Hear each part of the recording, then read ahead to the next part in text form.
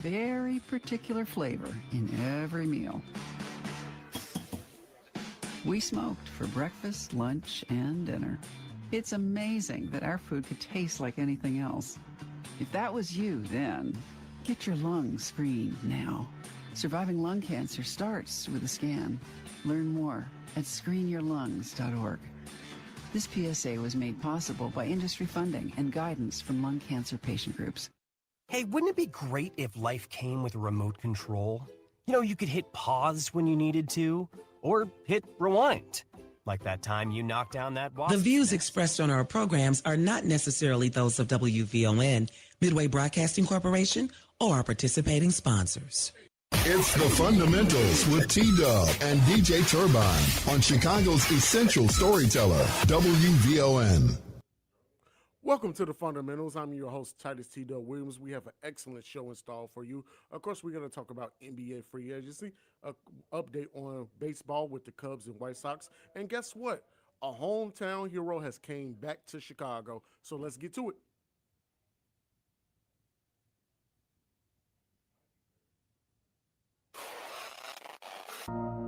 Ladies and gentlemen, this is the main event of the evening. And now, it's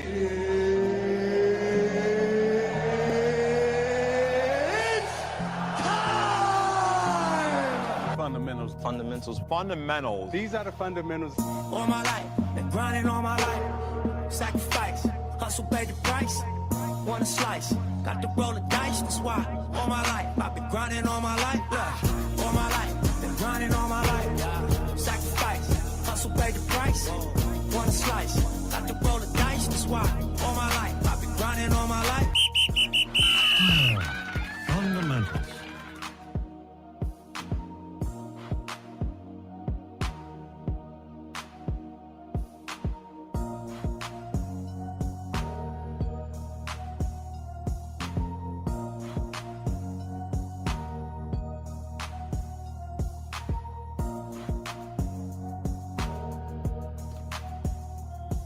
What's up, everybody? How does it feel to be alive in the city of Chi on a Friday night? Yes, sir! My name is DJ Turbine. The gentleman over there, he already introduced himself, but why don't you do it again? Let's do it again. One time for the fun time for the people that hear in the back. I am Titus T-Dub Williams. And I'm DJ Turbine, and you are tuned into The Fundamentals. Who's going to tune in with us tonight? I don't know, join. Who's going to chime in with us tonight? We'll see who joins. But, hey, we're here. It's Friday. We're feeling right. And it's been an interesting week for us sports fans. Woo, what a week. Oh boy, oh boy, oh boy. Let's fade here. I'm so excited. I can't wait. I'm ready to go. I'm How's the pumped week? up. How's your week been, my boy? Honestly, this has been a very, very, very long week. Won't lie, between the long hours here at work and, extracurricular activities, your boy has been put through the ringer.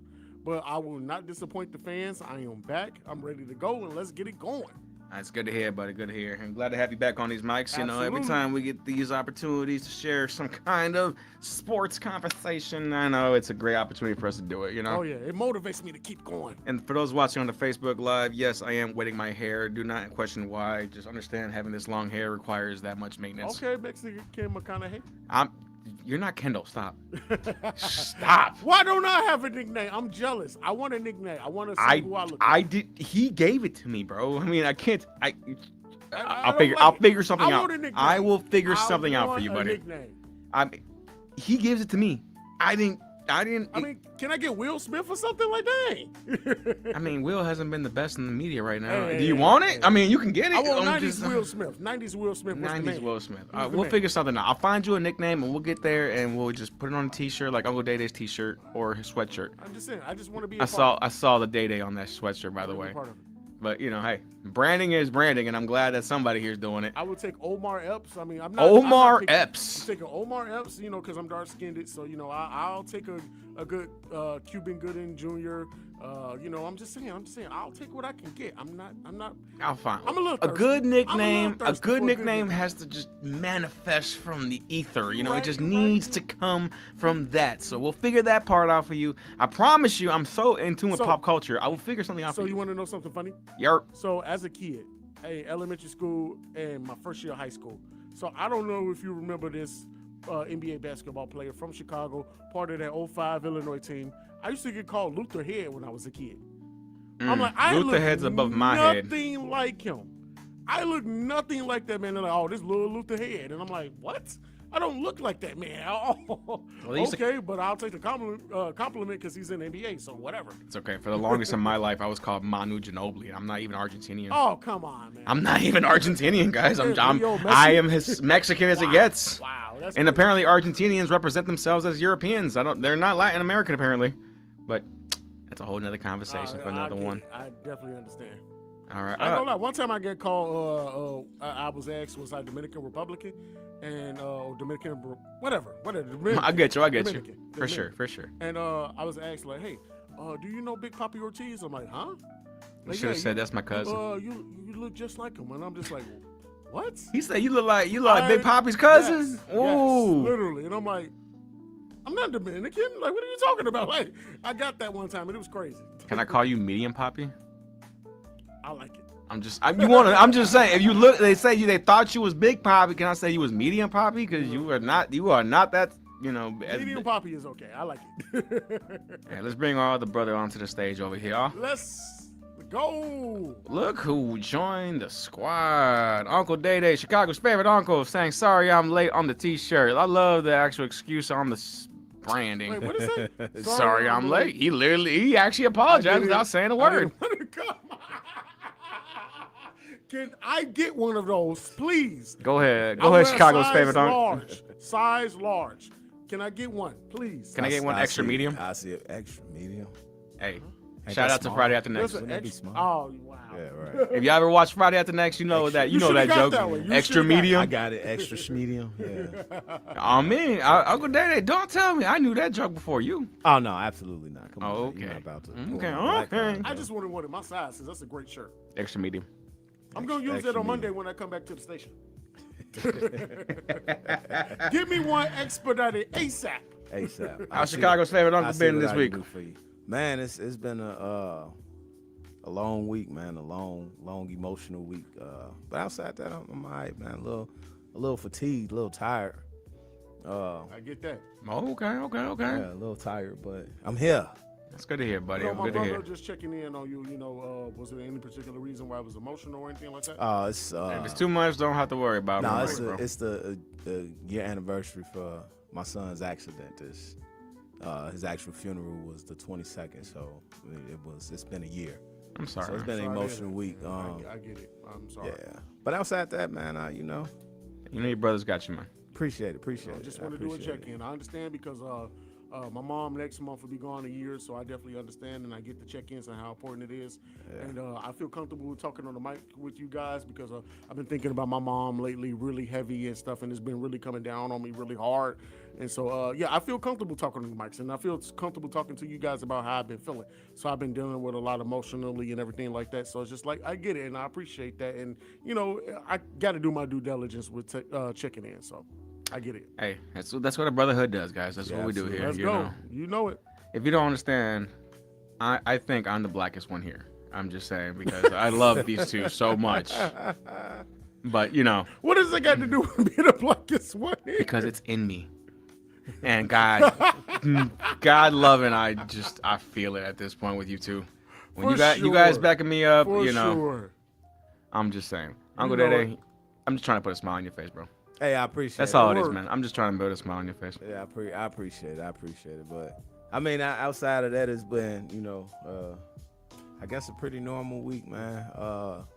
Basketball. It ain't too normal. I like the new frames. I peeped that. Oh, so I had to switch it up every I now like and it. again. I like had to it. I switch- like had to it. switch up There it every is. now There and it again, is. It had to match the gray joggers. We back with it. I had to Let's match go. the Let's gray go. joggers. You see a me? little I'm wearing bit. the all gray. I got the The gray FCC shirt on. I are got gonna the gray email pants on. me. I wanted to put the gray jogging pants on, but I'm like, that might be too much for work, see. and they're cracking down on the jogging pants. So I'm like, I'm gonna just leave that at home. Oh, No, well, they're I- cracking down on his jogging pants now. Right. you know? Yeah, I missed the memo. Well, You coming after hours. You Yeah. coming after hours. Then, so it's then okay. I had to dig in the crates You know, if y'all watching on Facebook, No. if y'all watching on Facebook, I had to Look at dig- them dig in the cleans. crates for this Yeah. right here. I'm just saying, Oh, okay. So I got the Gamma Blues on today. So let me put it back in the camera. I got the Gamma Blues on. Yeah, they look a little crazy because of the fact that I've been wearing them too much.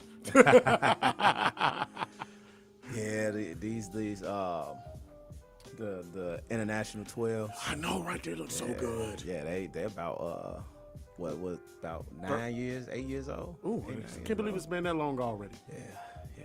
So What you doing after this? going to the crib. I mean, like shoes wise. Oh. Man, I pulled out a pair of 11s yesterday. Oh wow, really? Day before yesterday. Pair of 11s that I hadn't put those on Okay. in so long that I had to blow dust off the box. What brand? Of There was 11s? dust It was- on they the was box, all bro. red 11s with the white bottom. Yes. Yeah. Oh, Clean. That's so clean. Clean. Yeah, That's so clean. When I Wait. got to the school, they was like, "Hey, coach, Where'd you get I ain't never those? seen those before." I was like, "Shh." Exactly. Was they hitting you with the sideways? Yeah, Like, yeah. Hey, what I are got- those? What Where are did you those? get them from? I got asked what size are those. I did. I got asked what size are those. Your size. That's why I say, did you tell them my size? size. Ah, yes. my size. That's the proper answer. When anyone says what size you got, my My size. size. You know it. My You ain't got to Every worry time. about anything else. Every time. Gentlemen, that's going to wrap it up right here for the squad for this evening. It's good to have everybody here for, anytime we get to share these microphones. Absolutely. I was thinking about? News broke today. I was gonna say still in Unk shoes. I don't verbalize my crimes. It just happened. But anyways, I just watch me in the parking lot. Wow. That's after. But Wow. a former co-host that used to share these microphones with us is one Ryan James. If those who remember the young gentleman, Dr. Love.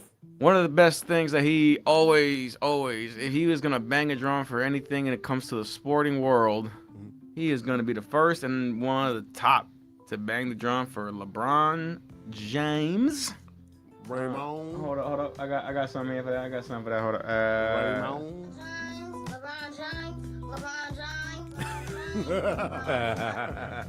That's actually accurate recording of Ryan James defending LeBron.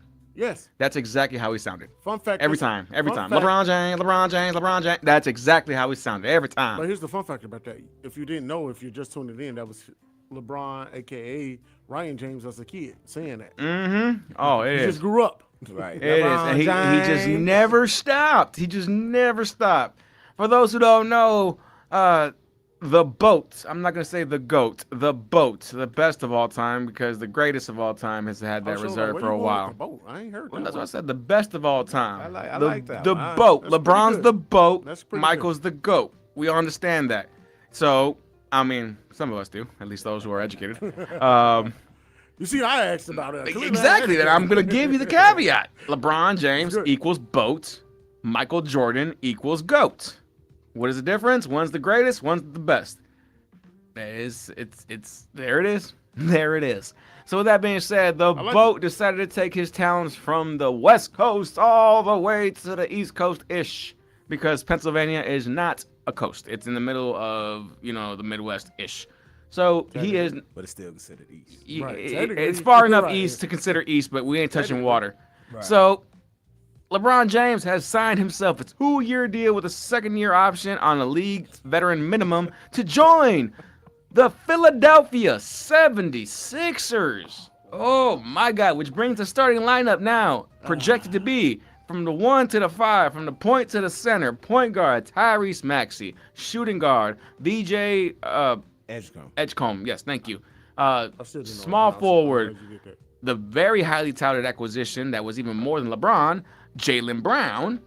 At the 4, LeBron James. At the 5, Joel Embiid. For about 40 games. 35. We're going to talk about that right now. Gentlemen, LeBron coming to the Sixers, the lineup, they don't have much depth other than, you do have your Anthony Simons coming off the bench. You do have, Which I really guess, hope the what, Bulls Dalen get Terry, because he's over there, off the bench. Because we talked about this earlier, Titus. They lost their backup. Yeah, they did. Andre Drummond is no longer in the city of Philadelphia. He's in New York. Yeah. No brotherly love. So they need to find themselves somebody to at least supplement Embiid. But, guys, I want to ask y'all, before we get into it, your knee-jerk reactions to LeBron James agreeing to this contract with the 76ers, making it his, fourth team of his entire career? Technically, yes. Between the Cavs, the Lakers, and the Heat. This is his fourth team. Yeah. Fifth, technically, stint when Yeah. it comes to the, duration of what it goes to. So, gentlemen, what do you think of LeBron's decision ultimately to end up going to the Eastern Conference? And, is the East the least? Whoever wants to take it, guys. I mean, whoever wants to take that bite first. Of course, we know that the East is not as talented as the West. The Eastern Conference. But the NBA champions reside in the East. Yeah, they did. I mean, they had a favorable. They can't say matchup. did. They do. Yeah. They won. the current, yeah. They current until October when the season tip off. Then it'd be the defending. Exactly. You're right. I'm not gonna say that the East won't have teams that actually compete with the 76ers. Of course, this will make them, I guess you call them championship contenders. I still don't think that they have enough to beat the Spurs or the Thunder when healthy. You just mentioned two Western Conference teams, Yeah, and they're an Eastern Conference That's team, why I said bro. I guess I'll say they contenders, but I still don't think they have enough to beat the heavyweights. You play your schedule, bro. I know. I understand that. Yeah. I'm not saying they're going to beat the Spurs or the Thunder. I'm just saying, you're going to make it to the finals. That's why I said I guess a championship contender because they have the ability to make it there. I don't think they have the way their roster is constructed. I don't think that they have enough to actually win the championship. They do have enough to get there. To the but when you say get there, you mean to the finals? To the finals, correct. So you do believe that they're better than the rest of the Eastern Conference? I'm not going to say that they are better. They are one. I'm asking because I mean, in order to beat the champs, you got to beat the champs. So as long as the Knicks still got their core with Brunson, they got a good chunk. Cat, Hart, they still got their toughness there. They have the nucleus still in core. So, the biggest loss that they had was what? Mitchell Robinson. Mitchell going to Boston, but they already replaced him with Andre Drummond. Andre Drummond, exactly. So and it's pretty much a hat for hat kind of thing. Yeah, you got one guy who was more defensive minded and switch him out for a guy that's more offensive minded. Yeah. They both rebound about the same. Yeah. It's just that Andre Drummond don't protect the rim at the rate that Mitchell Robinson would. So, but he shoot free throws better, way better. I still think the Knicks are the front runners in the East, only because because Boston moved on from Jaylen Brown. Boston, when healthy, with Tatum and Brown, still had a puncher's chance. Absolutely. And I really don't see too many teams in the East that legitimately got better. The Cavaliers are still the same. You have to see what they're going to look like come playoff time. You know they can win regular season games. Yeah. What they're going to look like come playoff time. We still haven't heard a finalization of Kawhi going to Toronto, so we don't know what that situation is going to look like. The Pistons lost Tobias Harris, so they lost a key piece of their starting lineup. Absolutely. Tobias Harris over me. Tell that to Jimmy Butler, bro. Well, Jimmy was on the outside looking in. Tobias was playing basketball still, so yeah, go figure, Jimmy. And yeah, the Philly issue has always been the health of Joel Embiid. Like, as much as LeBron can add to the lineup, you still need Joel Embiid to be healthy come the playoffs in order for them to be able to make it, in order for them to be able to actually get past the Knicks, get past teams like the Knicks, or even with the Cavaliers, with them being able to get past teams like the Cavaliers, Joel Embiid has to be healthy. Now, Tyrese Maxey, he's turning into a superstar. They did bring Jaylen Brown over, and he's already solidified. But they, as you said, they don't have much depth. Yeah. And that was one thing that the Knicks was a huge problem. I mean, they prided themselves on any given night. it could be somebody with Jalen Brunson, not because you knew what you was gonna get from Pivot Man. Yeah. But OG showed it that he can be a pivotal piece. We know Karl Anthony Towns did his thing on some nights. Even Grand Theft Alvarado did some, you know. Grand Theft Alvarado. Even he did. He He did his that thing. is accurate That is and a great name. nickname. Yeah, he That did is his thing. awesome. So, Turbine, you called the move. I said last week that I wasn't a big fan of that Thank move. you. You were right. I'm still not a big fan of the move because I don't think it puts LeBron in a position to win. Is a better position to win than some of the other options he had. That's what I'm gonna say. I think it does personally, but T, what are your thoughts on this? Honestly, you know, I thought his best team and best fit was going to the Warriors. Finish your career, go out with Steph, go out with a bang. You really? I'm still gonna stand on that. I'm proud of you. I still feel like his best chance was to go to the Warriors. You go with Draymond, you go with Steph, you go with somebody who you've been talking about wanting to play with for the last couple of years. And I get it, you know, y'all was so much big rivals in the 90s and all this stuff, and it looks bad on paper that y'all teamed up or whatever, but at the same time, y'all both on the tail end of y'all careers. So to me, it felt like Golden State was the only option on the table. Possibly Philly, possibly Miami, possibly Cleveland.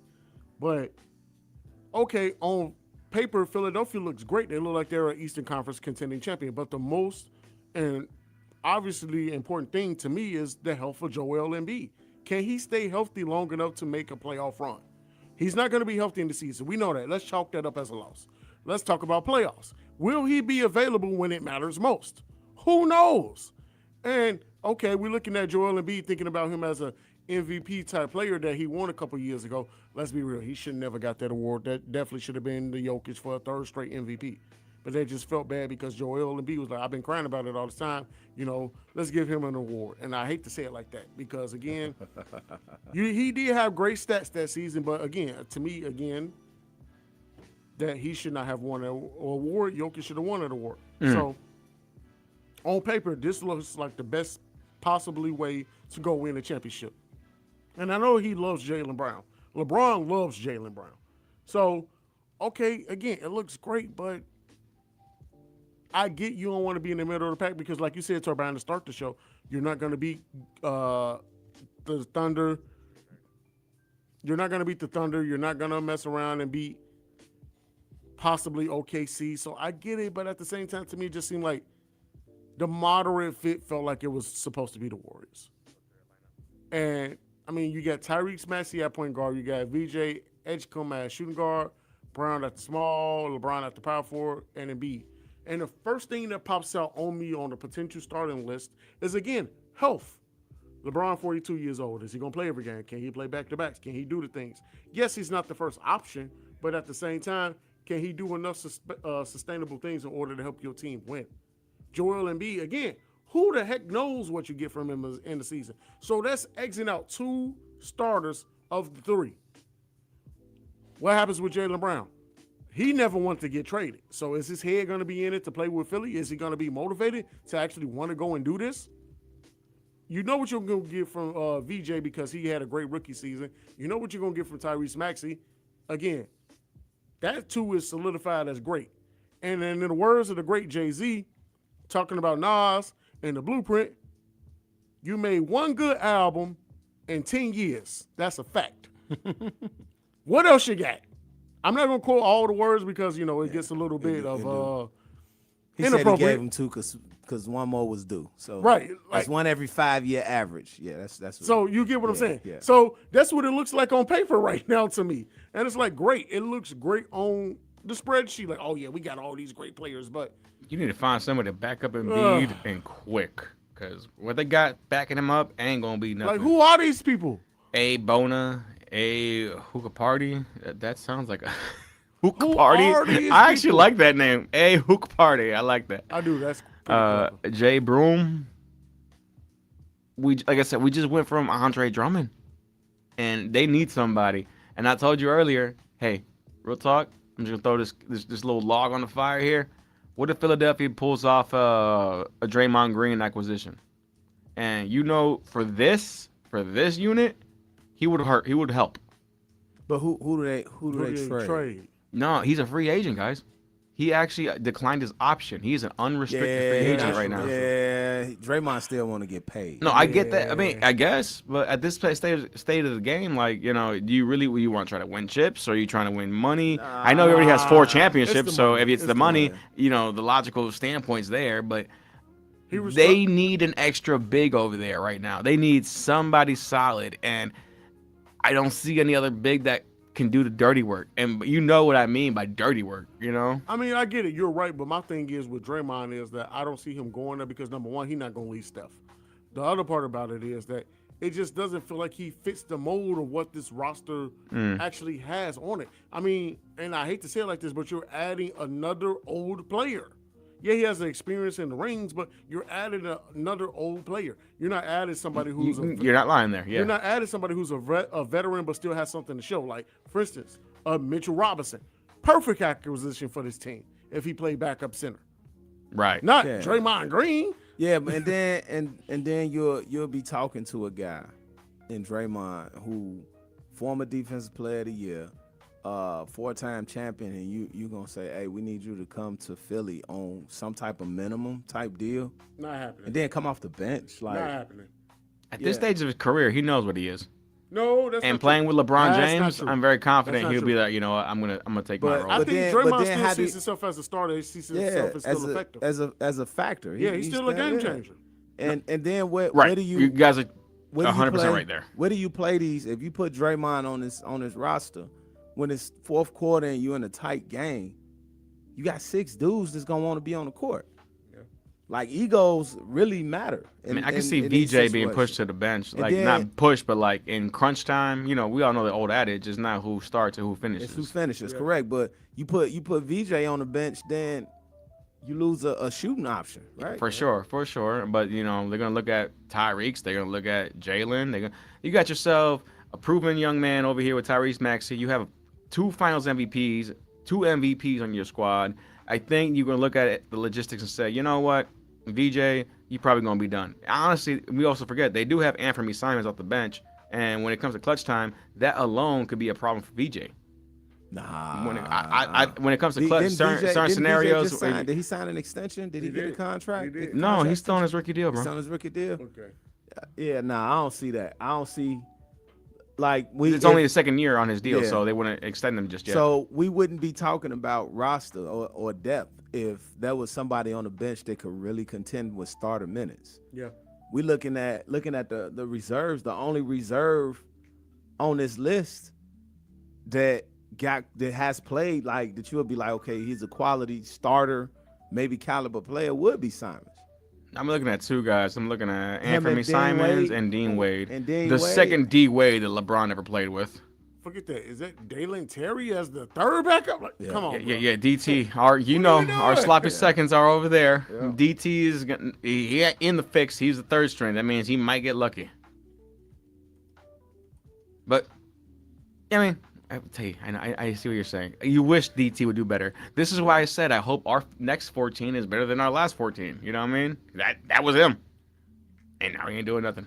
But with that being said, so what I think this team still needs to find themselves another big, probably another point to handle the. Because Phillian Jr., I'm not gonna lie to you guys, I don't know who that is. I'm not being disrespectful. I'm just trying to say I don't know you, sir. Okay. And I hope that you're solid enough because you're in the NBA. I hope you have some kind of game. But right now, it looks like point guard needs some dramatic help. I saw Mike Conley Jr. go to the Boston Celtics, and right now, I never thought I would find a perfect fit for Mike Conley Jr., but it looks like being the backup in Philadelphia looks like the perfect fit. Honestly, you know what this team kind of looks like? I'm not even going to lie to you. It kind of reminds me of the 04 Lakers. Yep, I was going to say that. It kind of, just looking at what they have displayed, you got all these great veterans who's been proven, won championships, but they old. They on the back burners of their career. And I don't want to say Joel Embiid is the back burner of a career, but he has never been healthy.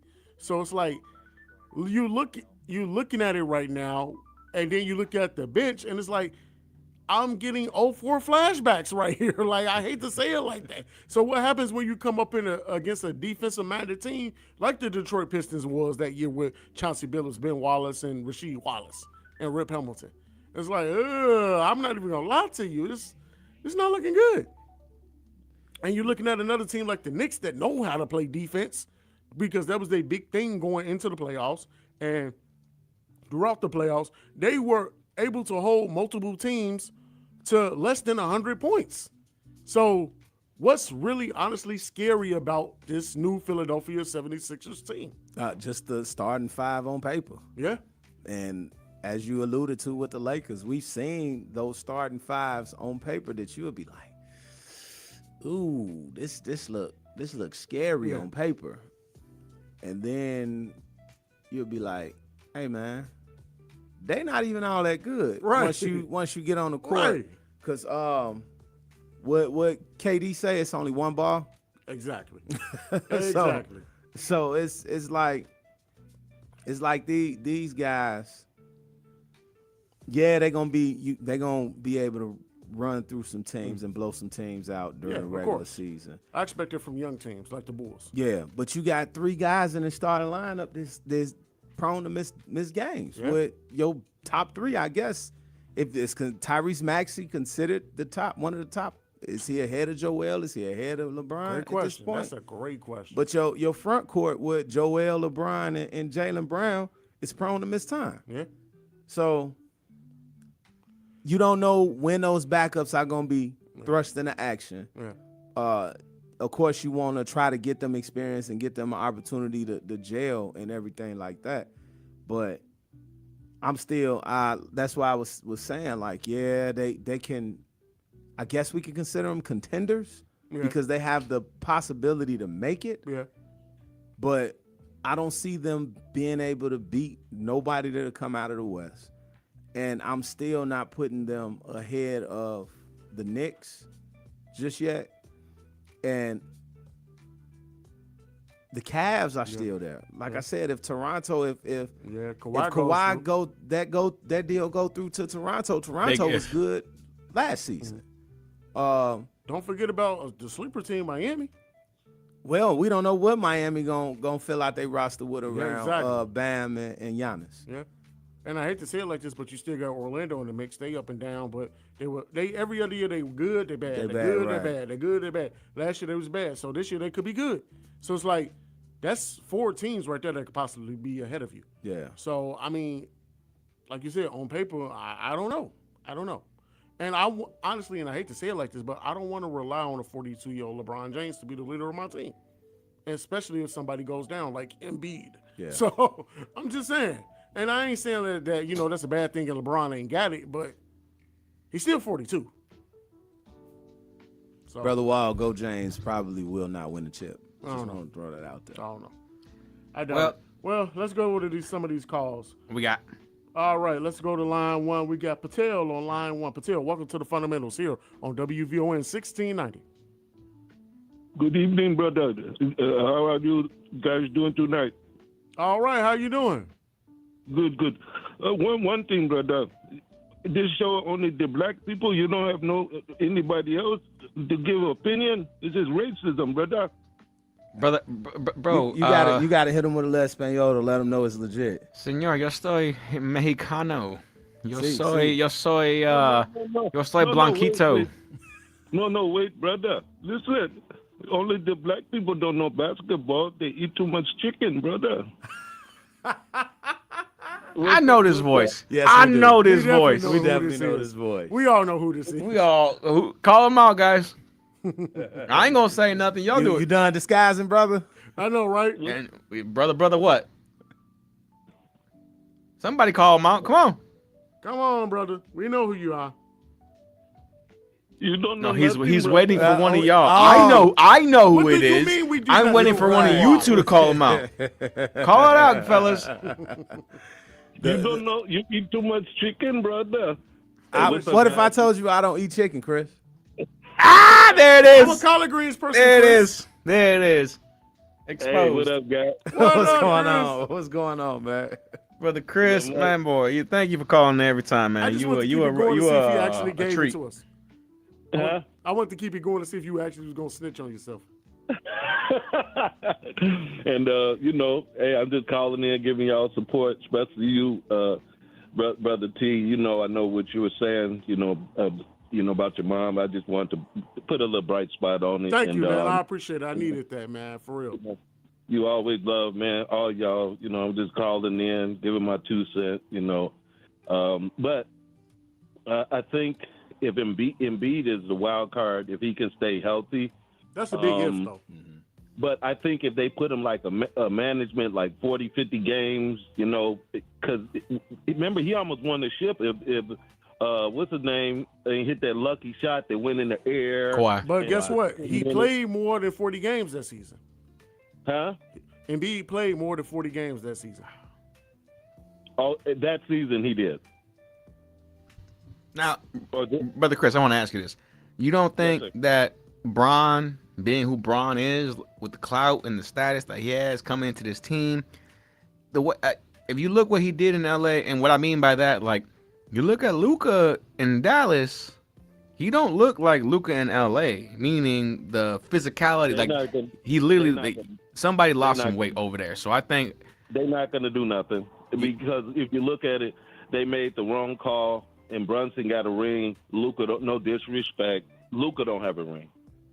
No, yeah, that's Dallas. That's a whole nother beast. I get what you're saying there, but I'm saying in the sense of, like, playing with LeBron James might not, like, just crank up that intensity to be like, because Luka came to LA and thought, hey, I'm the man. But LeBron was still there and said, okay, but get on my diet, get on my regimen, get on my plan, and then we'll figure some stuff out. And he did. So I'm thinking that management was going in a different direction. No, management was going, huh? No, you're right about that. I think that's two separate conversations. Management and player relationships are two things. I think, when it came to Bron and Luka actually conversing, when it came to, diet and exercise and taking care of your body, I think Luka had a great experience with LeBron. LeBron showed him, hey, you want to know how to make it to 25 years in the NBA? I'm the guy. I'm Iron Man. And then now going to Philadelphia, he's going to look at Joel Embiid and be like, okay, I don't care if you're a former league MVP, so am I. I've been to X amount of finals. I've been to this. I have my pedigree speaks for itself. So with that being said, Joel, you, when you're healthy, when you're good, you are as dominant as a big man as comes in the modern NBA era. So I need you to do that. So I think that's one of the few guys. If you're Jaylen Brown, you're Tyrese Maxey, you're Paul George, the former teammates or current teammates of Joel Embiid, you really can't speak to him in that kind of manner, because Joel's gonna look at you like, what have you done? But LeBron comes in, it's the conversation flips. So the convo is, can Joel last the full season? Can Joel last into a deep playoff run? Time is of the essence, because Embiid is not a spring chicken, and we know, and as great as LeBron is, he's not a spring chicken. So time is of the essence. We got to get in the lab, and they get hot at the right time. They can. He got some Brown, Mac. He got some good talent. So for sure, we'll see. He has a better chance winning with them than LA. So do you think Philly, Bron with Philly, is Philly a final contender? They going to the finals, at least in the East? I'm not saying winning, but they going to the finals in the East? You know what? I'm gonna say actually, because I want a fairy tale ending. They are. I want LeBron to get a ring and maybe right over to the sunset. Yeah, they are. Yes. Okay. Hey, Brother Chris, appreciate that. Can't wait to see you next June. Can I say one thing? Of course, Brother Chris. You a friend of the program. What's up? This show has too much racism. Come on, brother. Y'all have a good night. Much love. Now, if you said thank you, come again and again and again, I would have been like, okay, I'm with you. That's right. There's too much racism. Brother Patel, you have yourself a good night. Let's go to our next call. We got a couple on the board All right. now. You're right, Turbine. Let's go to James. James on the line. He also commented in the Facebook chat as well. Welcome to the Fundamentals here on WVON 1690. What up? Good talk. It's current. I'm looking at Philly. They lost, to New York 4-0, right? Yes, correct. That blew out at 25 points a couple games. That's who they got to beat. But I think the confidence on the team, I just look, they got 4 All-Star players. Maxey, Embiid, Brown, and LeBron. Now, I think they need a few other, players to sign. Mhm. But if you have 4 All-Star players on a team, LeBron, he had mentioned that him and Brown got a good relationship. But Brown, his son ain't an NBA player. I know y'all remember that, right? Yeah. Well, he mentioned that. But if you get 4 All-Star players on a team, you know what I mean? Mhm. That's gonna take the weight away from Joel Embiid. Now you put Brown down low, up top. LeBron can go down low, up top. Max can mix it around. Joel Embiid got a lot of load because he got knee problems, whatever. Mhm. So I think they're gonna be more competitive, but they got to beat New York. They got to go through New York. I think New York just signed. What's that center? New York just signed Andre Drummond to be the backup for Cat. Yeah. Philadelphia's who just left Philadelphia to go to New York. Dang, that's crazy. That I would was never Embiid's think backup. Yeah. I would never think. So he needs backup.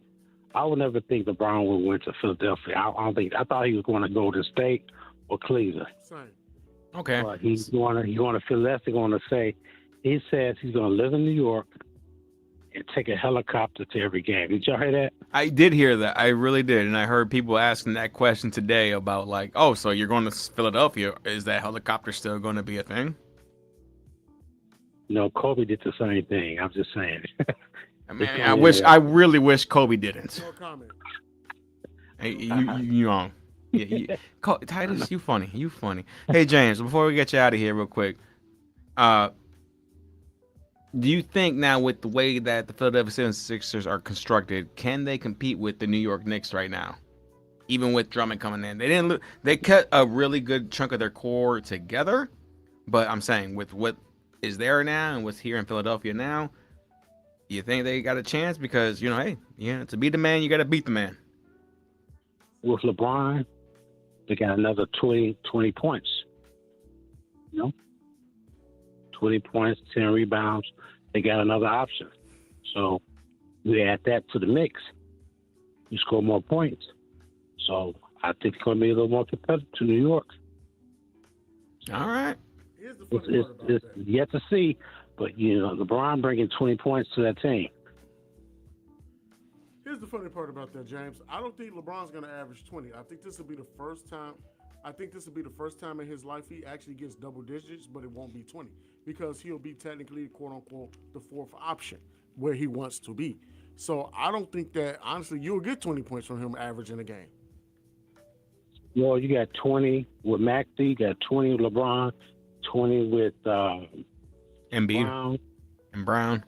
Embiid. So it's, if they can work together, get some egos out the way, and find out some chemistry early, sky's the limit. But, if they off trying to get their numbers, it ain't going to work. But if they get that chemistry together in preseason and say, hey, let's move the ball around, open shots, I think, they're going to score 100, 120 points a game. Okay. I hear that. I understand what he's saying. That when it comes down to a preseason, prior to the season actually start, you have to have that team meeting and sit there and say what the pecking order is going to be, what this totem pole looks like, who's going to be the 1, 2, 3, 4, 5, whatever it looks like. And with the number of actual stars here, and James said it right. There is actually 4 All-Stars in this starting lineup. He's not lying. Tyrese Maxey, LeBron James, Joel Embiid, and Jaylen Brown. Those are all very well. Their pedigree speaks for themselves. But you know what? LeBron's not going to be traveling with the team. So that might cause some issues. I don't know about James. I don't know if LeBron's not going to travel with the team yet. I get it, you know, being this stage in his career, you know, he might have some kind of liberties, but I personally believe that he is gonna still be there. I don't think this is the Mr. 3000 Bernie Mac movie where they're just trying to make sure he stays at home. But you know, I just can't see that right now. If you're paying him that, you're paying him. Say again, James. Go ahead. The mayor gave him the key to the city, LeBron Day. But the problem is, this is going to be the problem. Injuries. Yeah, you're not lying, because if Joel Embiid, who is synonymous, unfortunately, the last couple of years with injuries, gets back on that list, and who knows, that could derail a lot of things right now.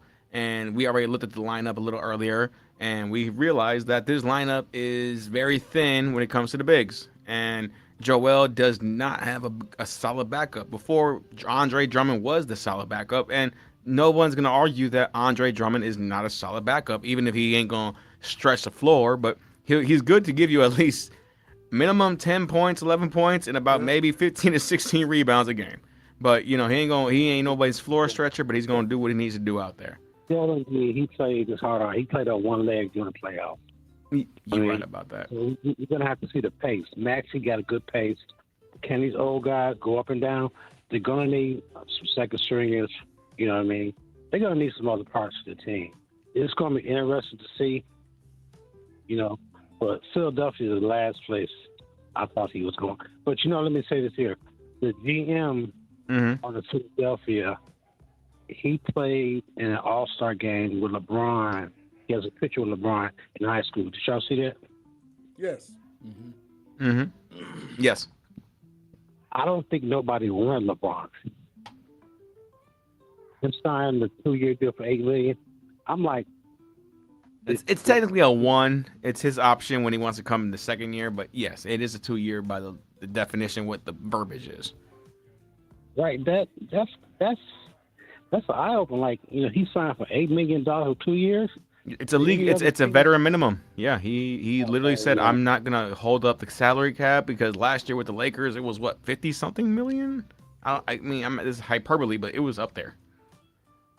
All right, so he's doing a retirement parade. Okay, it's James. gonna be interesting. Yeah. Hey, we thank you for calling in with us. You got any final thoughts, real quick, before I let you go?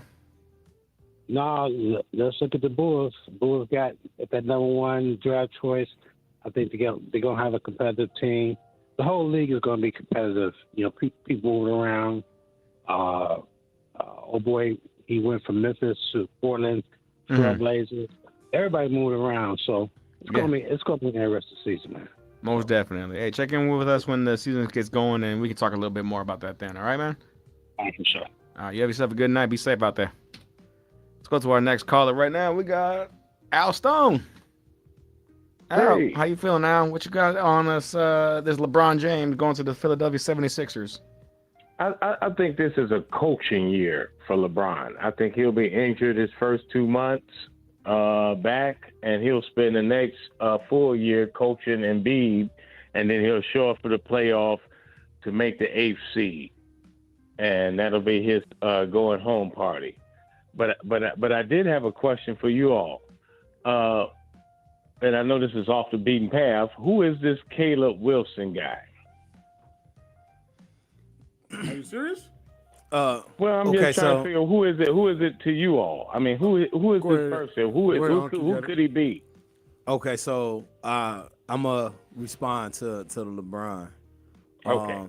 First, so we did say earlier that LeBron is prone to miss time, just like Joel Embiid, and we'd expect that. He's 42. He will be 42. So we can't expect that. We've seen him slowing down, although he haven't had any major injuries, knock on wood, that he still don't have one. He'd be able to finish his career that way. I don't think that he's coming just to be in that veteran coach's role, to be there for the playoffs. I think LeBron still internally wants to win. He did send out a tweet about his reasoning for going to Philly. As well as he kind of dabbled on if this was going to be it for him, which is an encrypted message in itself. But I don't think he's there to coach. And I believe the reason why he picked to have a player option on that second year is just in case things don't go all that great in Philly. Like an evaluation period. Then yeah, he can say, okay, yeah, it was fun for this 1 year. This is not the direction because I don't want to slow down the process of the younger guys. It might not work out with Joel Embiid because we said before LeBron signed there that if Joel don't have a healthy, productive season, this could possibly be it for him in Philly. And I can't see LeBron wanting to stay if they move on from Joel Embiid. I just can't see that. No, you ain't lying. So him having that second year player option, that gives him the freedom to say, okay, I'm going to step into free agency again, see where I can fit to try to win for 1 or 2 more years, because that's all he got left in the tank is maybe a couple of more years. And not because he can't play, but we just know you can see the writing on the wall that he's starting to slow down. It's starting not to mean as much to him as it was. The competitive fire is still there, but the young man sport. Yeah, but it's an 8 months out of the year, 6 months, 7 months out of the year that you're traveling. It takes a toll on your body. So he's been doing it since he was 18 years old. So yeah, I don't think he's going into it to say I'm gonna chill just to be in a coaching role.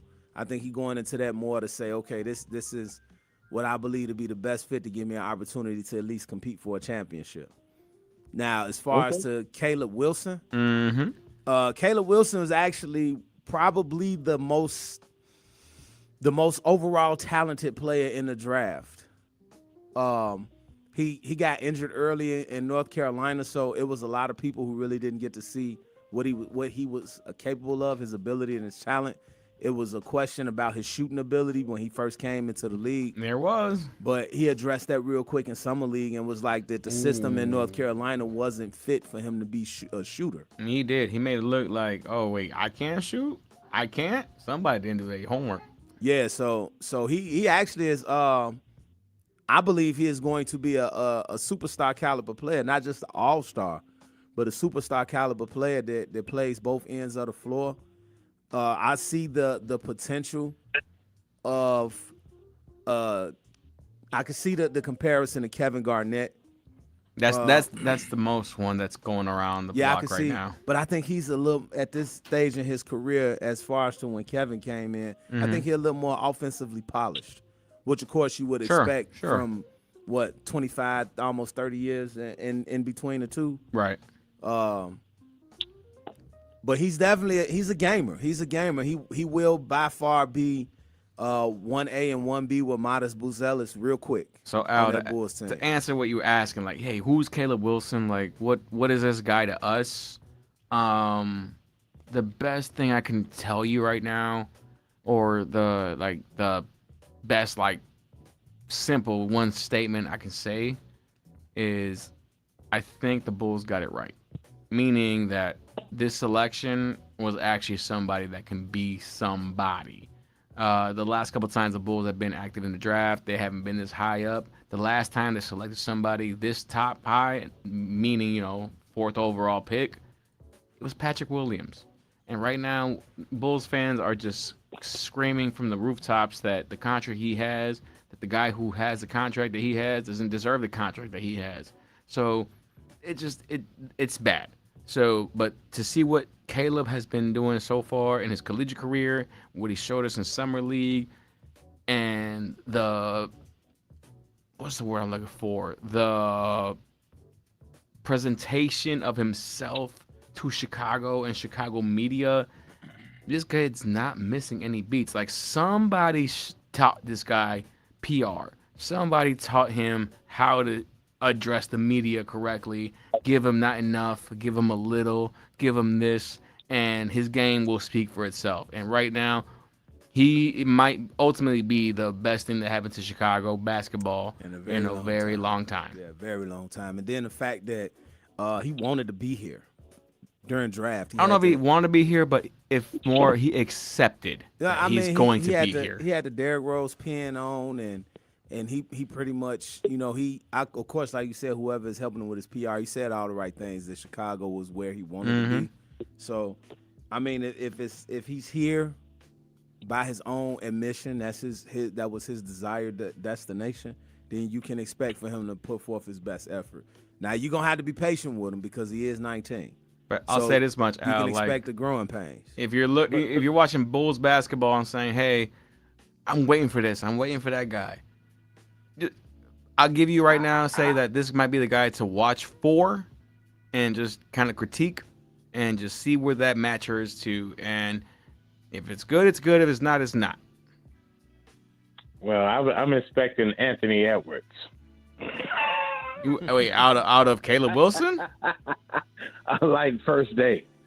Oh, on the my man, you gotta wait a little bit for that. It can get there. It can get there. That's it's funny to say that you say Anthony Edwards and you maybe laughing like, yo, that's a crazy place to like reach, but he can reach that.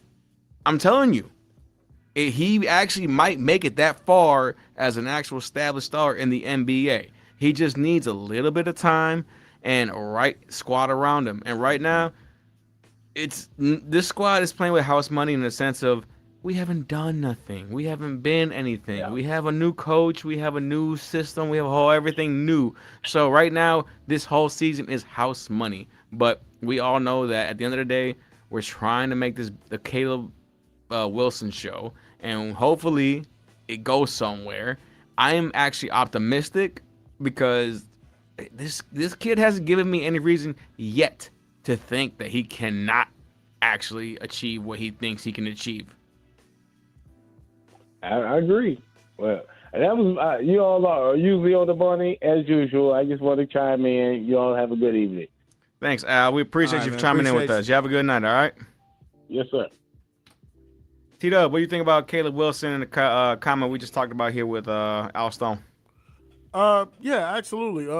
We saying Caleb's praises, but what do you have to say about Caleb? I can't wait to get in on this because, I think that Caleb honestly is, like Uncle Dede alluded to a second ago, I think he's one of the best overall talents in the draft, if not the best overall talent, because of the fact is that he's starting to prove people wrong already. They came in saying, oh, well, he can't shoot the three and all that other stuff, and it's like, he only took 7 threes in college, and then he got hurt. So it's like we never saw his full potential in college. So it's like one of those things where the talent hasn't spoken for itself just yet. You just go on a course off of what you have seen.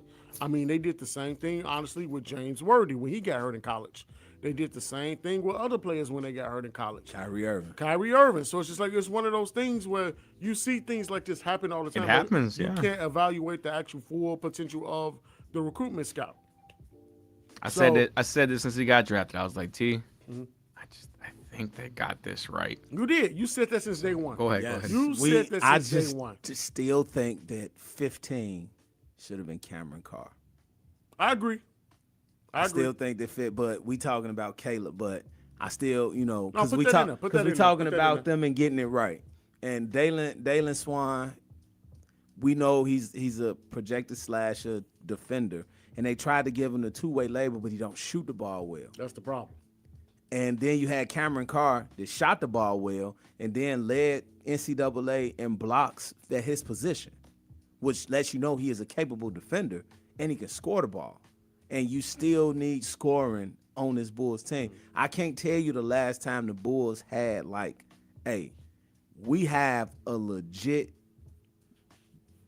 deep ball threat. Like a legit 3-point threat. It's crazy to think that the discrepancy, I'm saying, like, the media was just clowning this whole conversation at one point. Or Kyle Korver, Mike Dunleavy. Yeah. Marco Bellinelli. I said that first. He said Bellinelli. Doug McDermott was supposed to be, but he never turned it to it. So we don't talk about Doug. Yeah, and then Cameron Carr is as athletic as Dalen Swan. Yeah. Dalen Swan. Yeah. So Swain, my bad. Girl, you keep me swinging. You can Sorry, teach. set me up for that one. You can teach players how to be slashers. Yeah, for sure. Way faster than you can teach a player how to shoot the basketball efficiently. Yeah. So that's just my spiel on that. It's not. I mean, it's really hard to say right now because it is early. Yeah. and they're both there. Neither one of them have Right. played a professional game, regular season game. An yet. actual NBA. Yeah. So it's hard to say. Me personally, from the eye test and then from seeing what they did in college, I'm going with when you pick Caleb Wilson at 4, and you know that he's a two-way guy, and you have Modest Buzelis already, who at one point led the league in blocks per minutes played.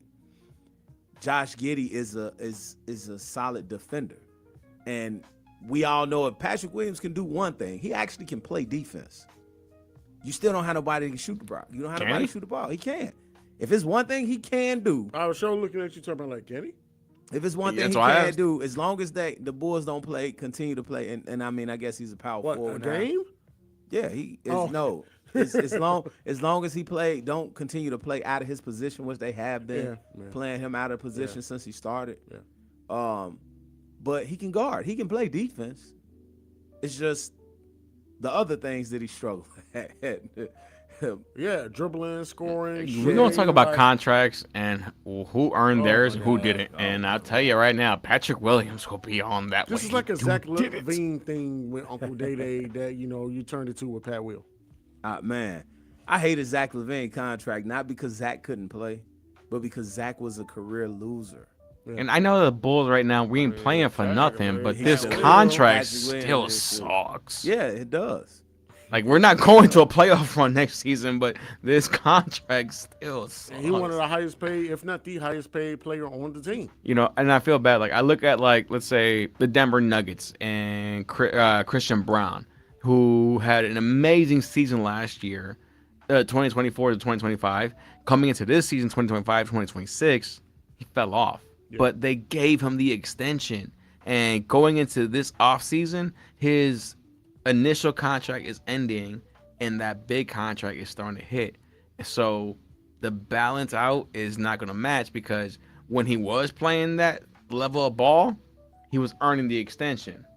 But there was a buffer year, and the buffer year, he didn't play that level of ball, but he already got the extension. Yeah. So now Denver is unfortunately dealing with a contract now where it's like, I think we overpaid somebody who didn't need to get this contract. And I sympathize because as a Bulls fan, I know that. And then a borderline Milwaukee fan, well, Gary Trent just got that nice contract over there for doing nothing for how many years? Hey, Gary, we defended you, but don't mean you earned it. But we defended you. I'm telling you right now, yeah, you got paid a little too much money right now. I'm just saying that. I'm going to be honest. Certain players in this league got bad contracts, and Patrick Williams is one of those guys who has an extraordinary bad contract for the NBA and the Bulls. Terrible. Yeah. Even though that the only thing that makes it less, if someone were to ask me, like, is that the worst contract in the NBA? I'm going to sit there and say no, because simply that the Bulls are not in any state of contention. You're not holding this team back. We just gave somebody money who should be working at Walmart. But it's just, it's just things like that. You know what I mean? That's all it is. You look at the Washington Wizards and why did they give Trae Young all that money? Yeah. It's like, in a perfect world, he would have made that money on the open market.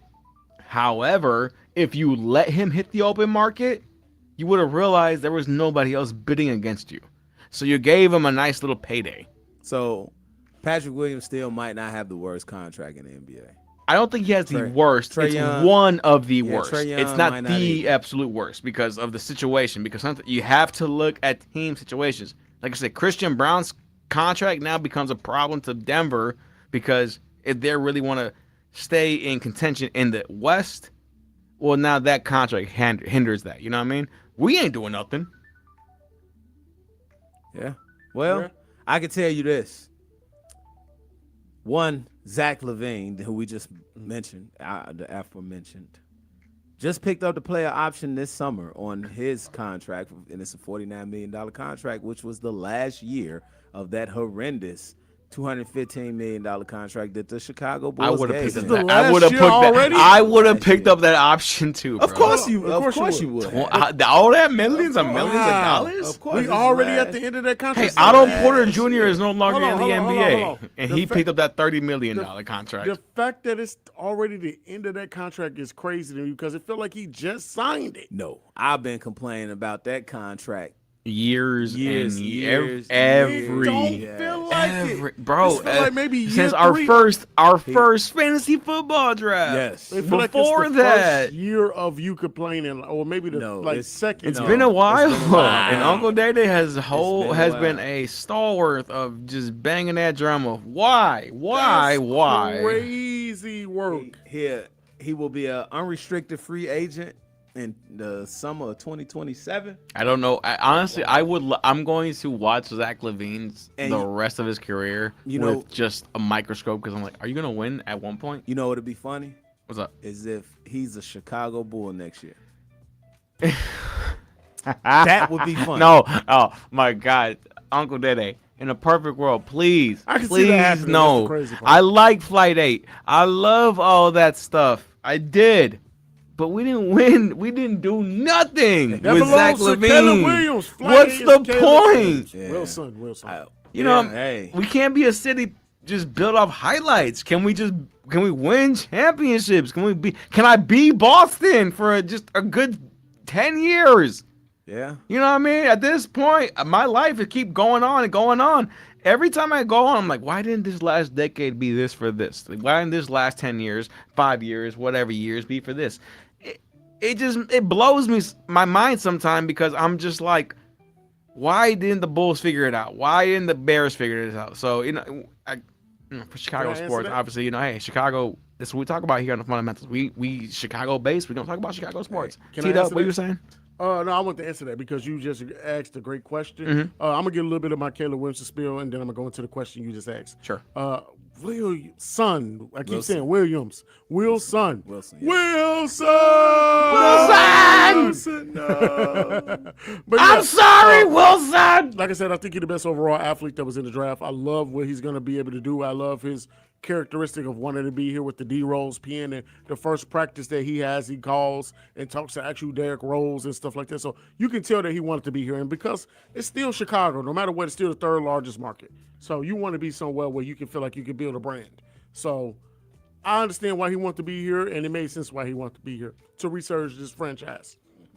Now let's go into the question you just asked, and to go into the question you just asked about that whole thing about the what's the word I'm trying to say? Relevancy. Relevancy. Yes. Thank you. The relevancy. Relevancy. Thank you of Chicago sports, and it's just one of those things where it's just like I feel like it's not necessarily Chicago because every athlete that comes here loves the city. They love summertime Shy. It's nothing like it. It's nothing like being in Chicago. It's nothing like being from Chicago. I saw this movie the other day with Charlie Sheen's dad, Martin Sheen. I can't remember the name of the movie, but I saw it the other day. And he was president of the United States, and he was walking down Capitol Hill, and he was talking to one of his aides, and he like, what's up with people that's from Chicago? Always saying that, they love Chicago, but they complain about Chicago. And his aide said, like, this is nothing like being from Chicago because of the fact is, yeah, you complain about Chicago when it's cold, but Chicago is Chicago, and it's nothing like it. And you wouldn't understand unless, guess what? You're from Chicago. And I'm just like, I get it. I literally get it. And it's one of those things where it's just like, this city is great. And when you're winning, it's fun. We can look at the Bears, for example. When the Bears haven't been winning, it's been god-awful football. We can talk about Herb Howard. And I asked him specifically, talking about the Bears, and I asked him, like, hey, how do you stay motivated when the team sucks? And he like, honestly, it's hard to ask questions because of the fact is they playing bad. It's hard to ask questions to these guys that, want to get them motivated to play or, want to talk to media. But then when you win it, it was a whole 360. And it's just one of those things where Chicago is a great sports town, but you need to be winning something. Even when the White Sox suck or the Cubs suck. I mean, 2 years ago, the White Sox had the worst record in baseball. Now they're number one in the division. Yeah. They took a tough loss tonight when they hit the lead, but they're still a half a game in front of first place. So it's just one of those things where it's just like when you win and the city rallies behind you, no matter what, always got your back. But when you lose it, it's just hard on fans of the city because we deserve so much more because we are a great sports town. We are great and loving our franchises no matter what. We stick through it thick and thin. The Cubs lost for 108 years before they won the World Series. Mm-hmm. So it's just one of those things where it's just like, we still gonna ride with our teams. That's just what we do. But to answer the question, I feel like it's one of those things where we need this in the city right now. Whether it's a good franchise or a rebuild franchise, we just need something to go in a positive direction because the teams have been lost for so long or stuck in the middle of the pack. And with the Bulls especially, to me, I think the Bulls are the number 2 franchise in the city of Chicago. To me, it used to be the Cubs. But I think with the Bulls in the Jordan era and then D Rose coming after that, I feel like the Bulls have been more relevant in in sports talk throughout the last couple of decades versus the Cubs. Mm-hmm. Yeah, they did win a World Series, and yeah, they had good playoff teams, but I feel like they were still number 2. As Bears always number 1. This is a Bears town. They own the city. But the Bulls have been number 2. And when you get a kid that wants to come here at 19 years old and want to win and want to change the trajectory of the team, let's rock with it. Let's get some winning going. Gotta support that. Exactly. He's like you said earlier, he's saying all the right things and wanting to make your city and your team better. And I thought about something because I don't know if you saw this the other day, but I saw the podcast, Carmelo Anthony's podcast, 7 p.m. After Dark or something like that. Mm-hmm. And he talked about how him and LeBron almost joined the Bulls. Yeah. I do not want to hear that 15 years down the line. I don't care. I literally don't care. If you wanted to come here, be here. Be here. I don't care. And I think Carmelo, it's a lot of different things that was said, behind the scenes and in front of the cameras about the reason why Carmelo didn't come to Chicago. And I believe Carmelo really wanted to be here. It was just more so family reasons why he didn't come. You know what I'm saying? And at that time, he was a husband and a dad before he was a basketball player. I get it. So you had to make the decision that was not only best for your career, but best for your family as well. And, I mean, we knew when he re-signed with the Knicks that Carmelo was never going to win a championship. I believe he knew that his odds of winning a championship was slim throughout his career when he signed that contract with the Knicks.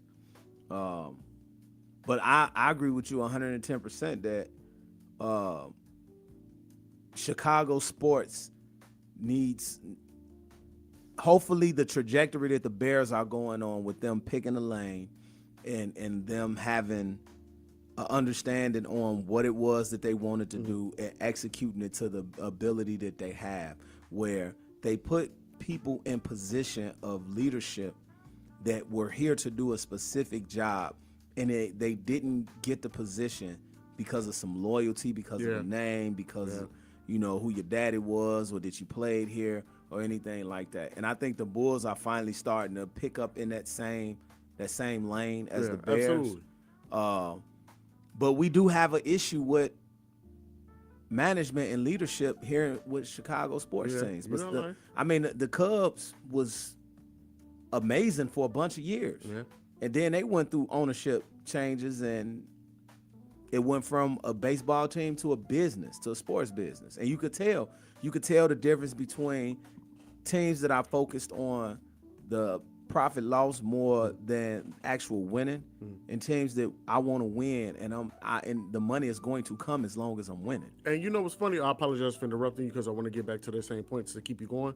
Curtis Granderson, a Chicago-born athlete, former Detroit Tiger and World Series champion, he said that same exact thing on WGN News this morning, that what you just alluded to is the fact is that, ownership may be wanting to save money or do this and that, but you don't believe in the franchise to win. Right. And we know because we've seen it. And with me being a little bit older than you, I've gotten a chance to see at least 4 of our 5 major teams. Because I was born when the Bears won a Super Bowl, but I was a few months. I was like 7 months old. So I really don't remember the Bears winning the Super Bowl. I don't remember the Bears winning the Super Bowl at all. I know that, they had the Super Bowl shuffle, Walter Payton, but I don't remember. I got a chance to see the Bulls win. I remember the Bulls struggling in the early 90s, and Michael Jordan was still finding his footing. I remember the going up with the right hand, switching it to the left hand What a time to be layup. alive. And I remember how the city, when the Bulls won that first championship, you saw so much Bulls apparel, so much Bulls gear throughout the city.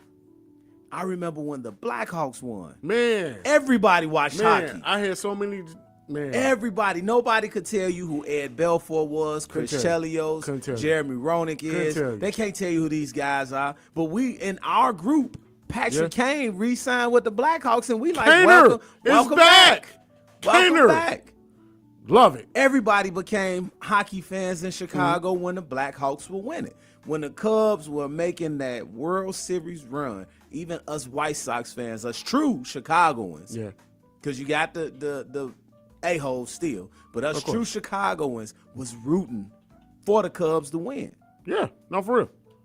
When the Sox was winning, had they made their run, them Cubs fans were still Cubs fans. Yeah. Where They still hate us. it's a lot of media outlets that still don't acknowledge that the White Sox won that World Series. And still, of the 2000s, they had the best World Series run of all time because they lost one game. Yeah, lost one game. But here we have it with leadership and management. You win the World Series, and then the next year you break the team up. Yeah.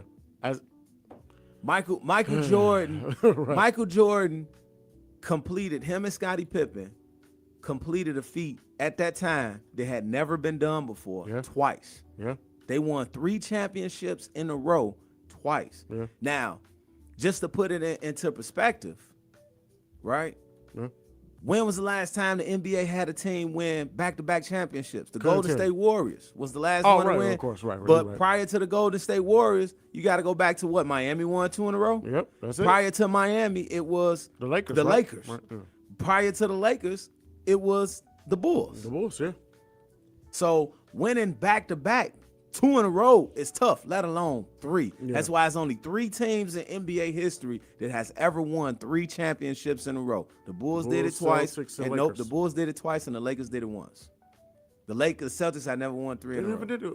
That was it. The Celtics So it's the never Bulls won. twice and The the Lakers wow. once. Yeah. Celtics haven't done it. The Celtics have not done it.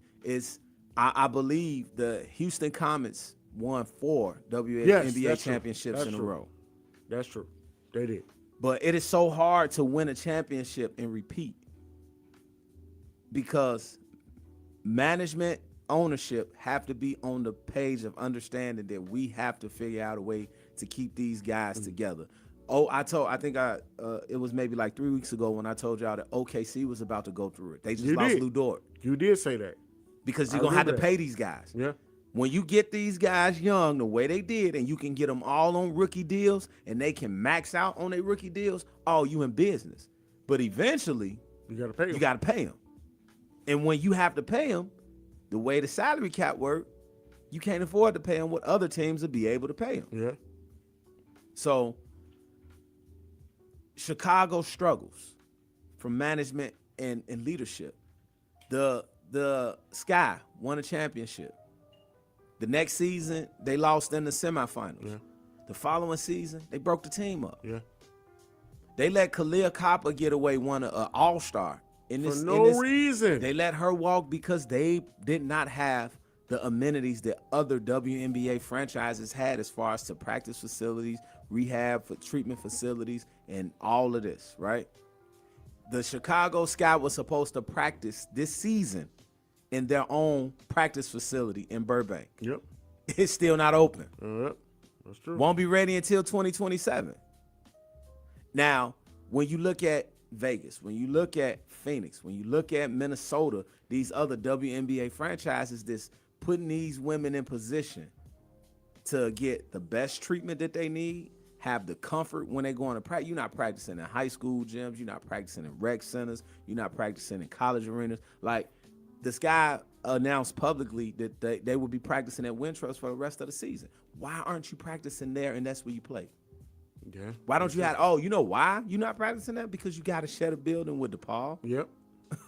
You got to share the building with other things, as concerts, wrestling and the dump trucks and when they get here. That's something wrong wrestling, bro? Yeah, it's not wrong. Oh, yeah, I heard that. We'll talk We're just talking about how Wintrust. Wintrust Arena is. I get y'all. Comedy shows. Yeah, so Chicago management has to understand that these athletes have other options. And when you want to keep, and I hope, that's why I said I hope that the Bulls, with the opportunity they have with Caleb Wilson, not Caleb Williams, Caleb Wilson, that they follow in the Bears' footsteps and say, we are going to do this the right way. They have a GM that was not groomed, not homegrown. They have a coach that was not groomed or not homegrown either. The Bears did the same thing. They brought in the GM who wasn't groomed. They brought in the president who wasn't groomed. Mm-hmm. And now you're starting to see a shift. And yes, it was bad football for a year or two. Absolutely. It was piss poor football for a year or two. But really poor. But do we remember that, or do we remember our cardiac Bears from last year that was literally one play away? Yeah. One play away from possibly competing and playing in the Super Bowl. Yeah. I remember the one play away, and the rest of the garbage is a blur, but I still remember it. Yeah, I mean, you're right. A blur of garbage, because we've had that. Yeah, absolutely. Hey man, let's hit some of these comments we got real quick. Before you do that, I did want to piggyback off what you said, and I agree with you 100% because of the fact is that I think that Chicago needs to take their franchises seriously more because it's not like you don't have the money. You have the money, you have the obligation to make it, again, third largest market, second city, big time franchises.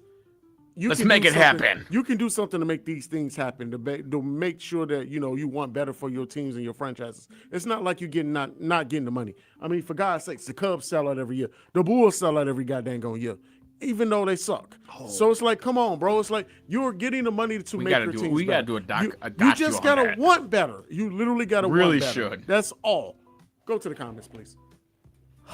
I'm glad you said that. I'm glad you said that. Thank you, Jesus, because you're right. They sell out every year. The Bulls lead the league in attendance year after year after year after year after year. For the last 30 years, you lead the league in attendance, if not your top three. And the product has been terrible after Derrick Rose. And even in jersey sales. Yes.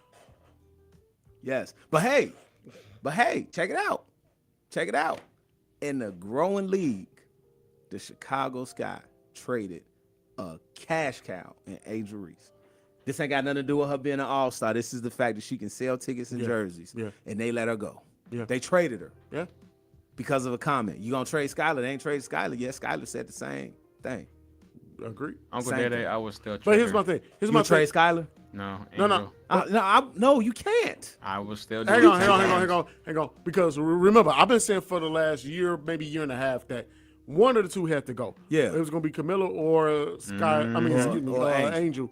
And you picked Camilla third overall, so you don't want to trade that. You still want to invest in that. You do, but because Angel's just the best thing that happened to the WNBA since a whistle and what refereeing. She's not the best thing. Don't pay her no attention. Go ahead. Angel, her rebounding is so elite, man. Come on, she's the best rebounder since Dennis Rodman.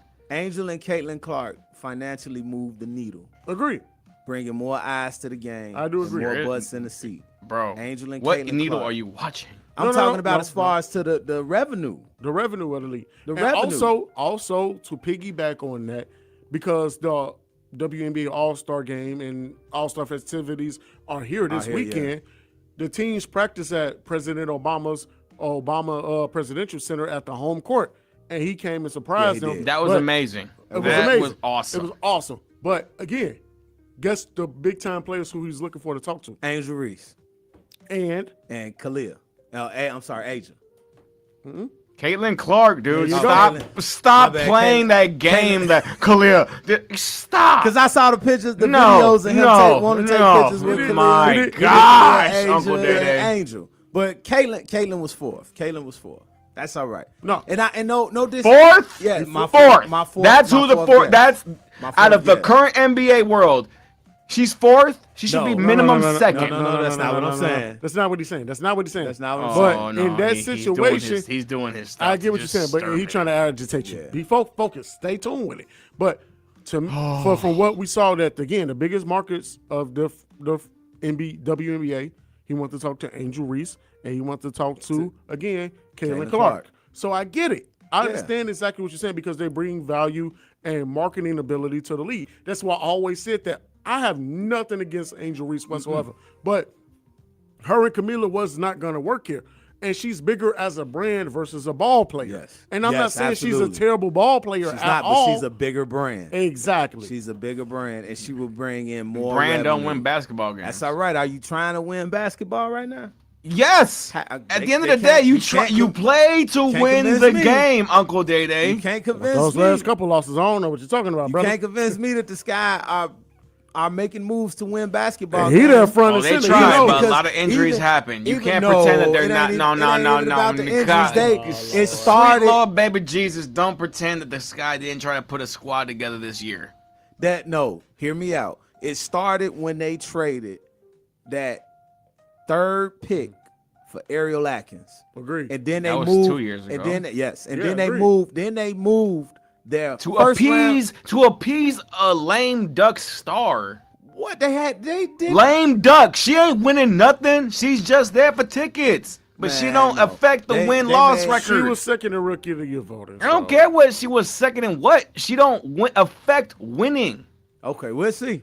She don't, Uncle. Oh my God! Brother, You put her in a squad where she can be has a winning hidden. record. They a playoff team. What are you Yeah, talking but about? no. Because not once because we of got that. our All-Star, once we got out of the they were hitting a 7 to 8 game losing streak. They was found five. It was they five. they They lost found they five. found They they lost they five. found they They found lost drama. five in a row. They found They drama. struggled right before the All-Star break, so we can't say that, bro. They lost. They lost 5 in a row. struggled. And Angel Reese wants to act like she's some kind of like stalwart. She ain't doing nothing but just doing the not same gonna lie old to you, thing. brother, how And many games Atlanta the Sky is lost before the All-Star sacrificing rhythm for her. They not. Oh, okay, you sound- Turbine. They not sacrificing. Okay, let's rhythm. What? let's get to- Yes, let's they get to the are. You comments. watch Let's those get to- games, bro. let's get to the Don't comments. act like they Let's get didn't, to the bro. comments. Oh my. Let's get to the comments. Ay, Dios mío. That's you right. Don't. He ain't got nothing to do with this. All right, let's go to our first comment. We got Shirley J. Carter from Philadelphia. What up, Shirley? What up, Shirley? How you feeling Tell about us what Bron? you think about LeBron coming to your city. Hey Shirley, it I too saw late? you check in earlier with the Kendall Moore show, so I appreciate you going back to back on programs here on WVON. So hey, is it too late? you got a spot Oh, my here with God, I us should've whenever known. I'm from Kendall Moore in there. When you want to talk about it. But right now, yeah, give us that Philadelphia perspective when it comes to LeBron James coming there. Are the Sixers winning the finals? Let us know. Are they Yeah, at let's know least what going you to be think. in the finals? Let us know. All right, we got another comment. Of course, we got to show Queen Kim some love. Hey, DJ Turbine. Queen Kim. Of course, hey, Titus. Hey, how you doing, Queen Kim? Been chilling with you since 6 this morning. I appreciate you as always. Who's left? Hey, Uncle Daddy. Chicago's favorite Uncle. uncle. Let's go. He wasn't getting that love earlier. I know, Queen right? Kim. I appreciate He it. stopped Appreciate whining. it. Appreciate it. And of course, we got to go to our favorite troller of all time. Brother Wall. I still like P. Will? What do you like about him? Still like Is P. he Will. in? Does he like? Is he in your church congregation? Brother Is Waller. he? Oh, my God. Is he your neighbor? What is it about Patrick Williams? Because I'm gonna tell you right now, Brother there's a Waller's lot number of bad 9. contracts in the NBA. His is not really the worst. It's one of the worst. But when I see him and think about Patrick Williams, all I can think about is, you are so lucky, brother. You are so lucky. I wish I was you, because I'll take him for $90 million right now to do nothing. I'm gonna ask you a quick question. I'm gonna ask you two real quick question. Real quick question, guys. Percentage wise, how much percentage of Chicago do you think, in your opinion, Okay. believe that Patrick Williams is adequate to be in the NBA? Probably about point. Like Point me, two. Probably meaning about me, point and I one, got really point like two. like I got my verbiage there. Simply as this: to these guys, is Patrick Williams an adequate NBA player and worthy of that contract. Nah, he not worthy of the contract. Come on, we know he ain't worthy of the contract. Okay, He's definitely okay. not worthy. We all Go was ahead, like, go why ahead. The Bulls to do that Off the when leash. they Go didn't ahead. do it. Yeah. No, we all agree. No. Nah. That's just trolling right Yeah. there. It is. So It really we ain't is. even have to do I that. mean, like I said, as much as people want to sit there and say, is he the worst contract in the NBA? Like, no, I seen Trae Young get how many from the Wizards? So I'm not going to sit there and say it's the worst because the Wizards want to sit there and say, hey, Trae Young, Anthony Davis, all these other like possibilities that could be something over there. It's like, no. You got, Alex Sarr, you got a couple other wings that are, young and developing, but ultimately, Trae Young, you know what you did. You got out of Atlanta, went to DC, held them hostage, and you got a good contract. Just that was smart. to- That was smart. Once these if there's the thing, you literally put Washington's chips to this middle of the table, saying that if your picks don't hit, well, that ain't my problem.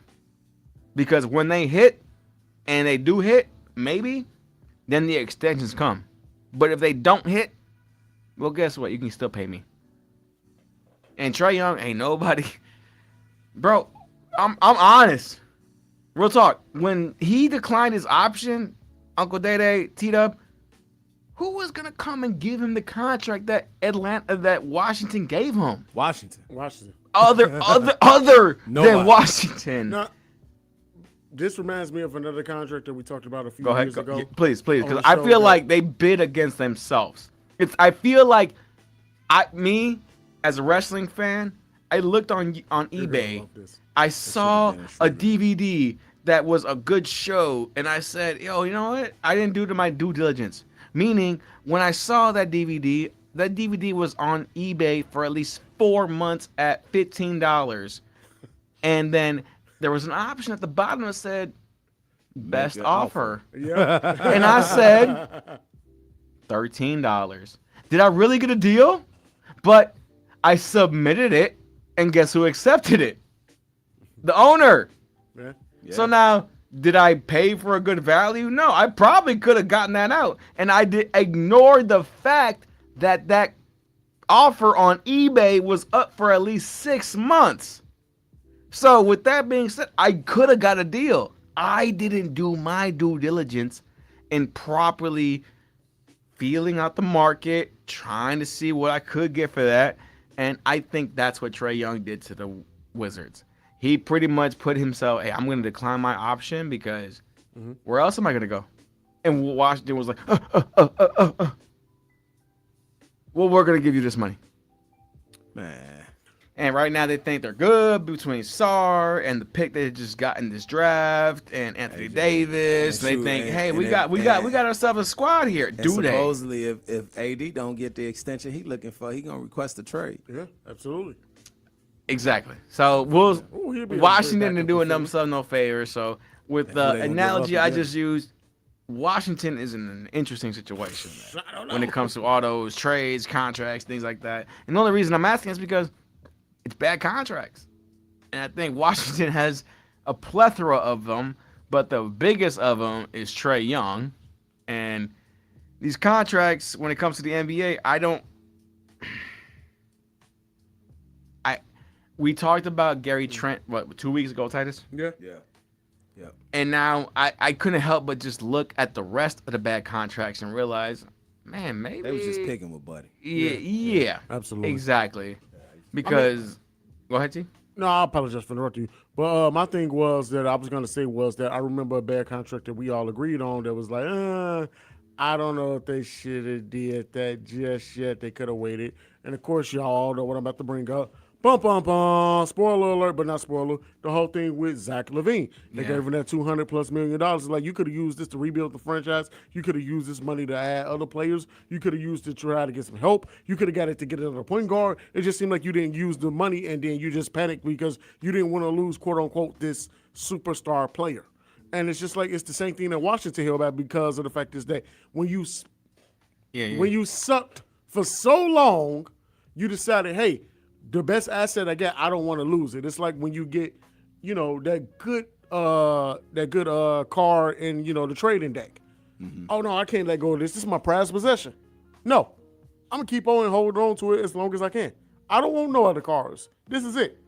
And Trae Young proved that as an example. Like, oh my God, he's a perennial all-star. He's been in the league for 7-8 years. We know what we can get from him. We know that we can change the whole trajectory of our franchise if we bring in these players, this, that, and the third, and we can do these things.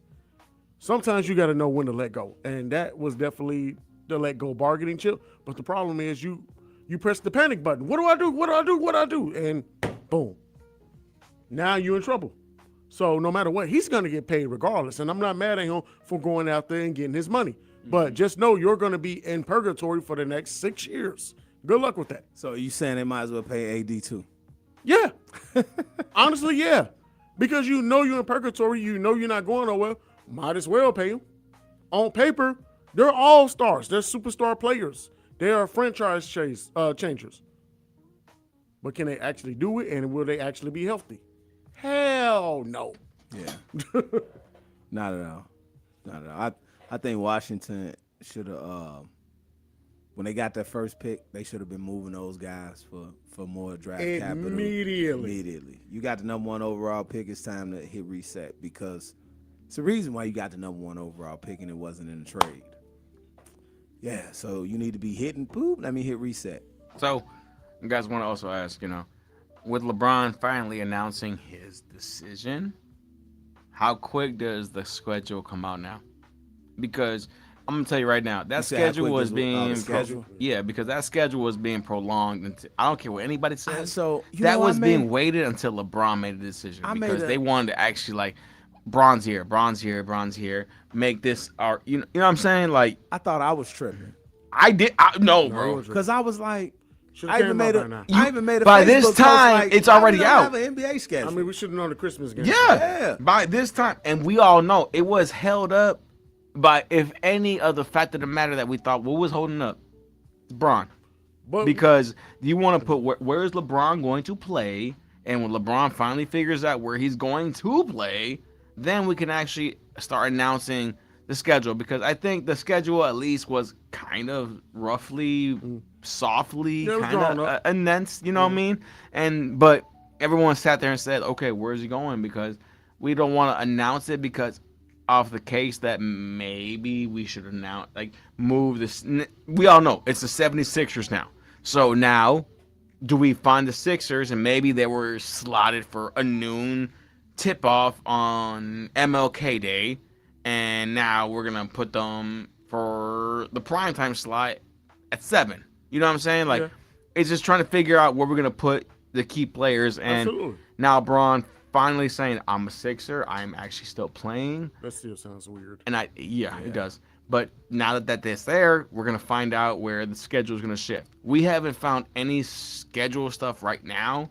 And we all understand. I do believe it was LeBron's holdup. No, it was LeBron's holdup because not only that, if you look at some of the nationally televised games, especially the Sixers games, they always play New York, they always play Boston, no matter what, whether it's a Christmas game or a Thanksgiving game or anything like that. It's always one of those high-profile games. So you don't know where LeBron going. You're not going to assign those games just yet. So more than likely, the Celtics and Philadelphia will be playing each other on Christmas, or the Knicks and the Philly will be playing each a divisional other rival. Exactly. So it really don't matter. Or you'll have Philly going to L.A. Exactly. Christmas.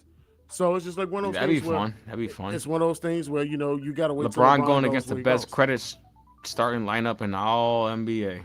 You said the best who? Credit. He meant to say I'm saying it right. Score. Credit score. I'm just telling you right now. now. So you know what's funny about that? I'm just saying, between funny Luka, AR, Cody, what was it, Walker Kessler, Jake Laveray, and whoever going to be the fifth, I'm telling you right now, if I'm driving in a car with them, we're not getting pulled over. I'm just telling you right now. You know how that goes. I made another joke on the Kendall Moore show, but I made a new one here on the Fundamentals because, we keep it fresh.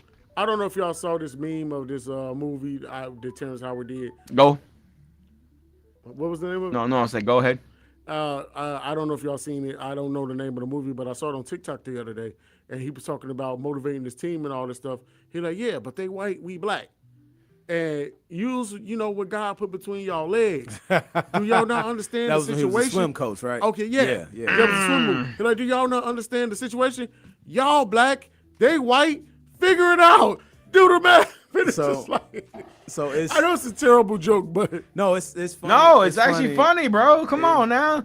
It's 2026. So I was earlier this morning. I was playing NBA 2K, and I'd be watching you playing yeah. 2K a lot, bro. I get I paired up. always feel like somebody's I know, right? watching me. I get Me and him, paired we up on the teams. PlayStation Network together. That's different.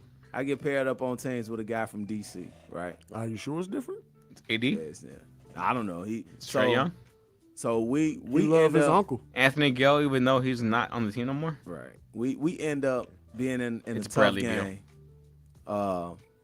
And two of the guys on the other team that was getting buckets were white characters, right? Breaking news. I just want to read this outline. All right. Trump takes aim at LeBron James, says maybe he's a racist. Yeah. What? I saw that earlier. I didn't get a chance to read deep into what he said. What? We don't talk about Bruno. President Trump, don't step into sports. Because I'm thinking why? Because he didn't want to play with LA no more. And it's all white guys. So the guy from DC tells I'm telling me you right now, brother, if LeBron wanted to invest in the business, the rest of the starting five would in there. They would have said no problem. Hey. They would have said, you know what? We're good. We're good. That's Walker Kessler. His first name's Walker. Yeah. Okay. Yeah. You know what? That name don't come from where we are. Sure don't. Where you from? LeBron and Walker. Uncle Daddy, stop me. So the guy. The only guy, Walker I know is Texas Ranger. Hey. So the guy tells me that Oh my God. that there's no Keep going, way brother. Keep going, brother. a black basketball player should God. ever get cooked by a white basketball player. I agree. I really agree with that. Absolutely. Unless your name not. Jason Williams. Absolutely. And that's not Absolutely racism. That's not. Unless just your that's name is genetics. Jason Williams, bro. Absolute. So since you say you agree, let's talk about it, right? White chocolate, bro. Come on, man. That was some It fun is times. He asked me, he said I must have been from down south. I said, no, bro, I'm from Chicago. And here in Wait, Chicago, what?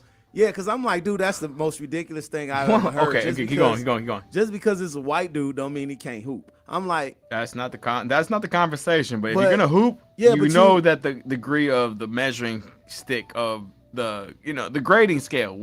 Chicago. It's not just Chicago. Go to Seattle. Go to New York. There are certain cities in this continent, this country, where basketball is not measured on mediocrity. No, it's because the not. fact of the matter is, we've seen so many levels. It's not from the pros. It's not just NBA. It's from the black top all the way to up.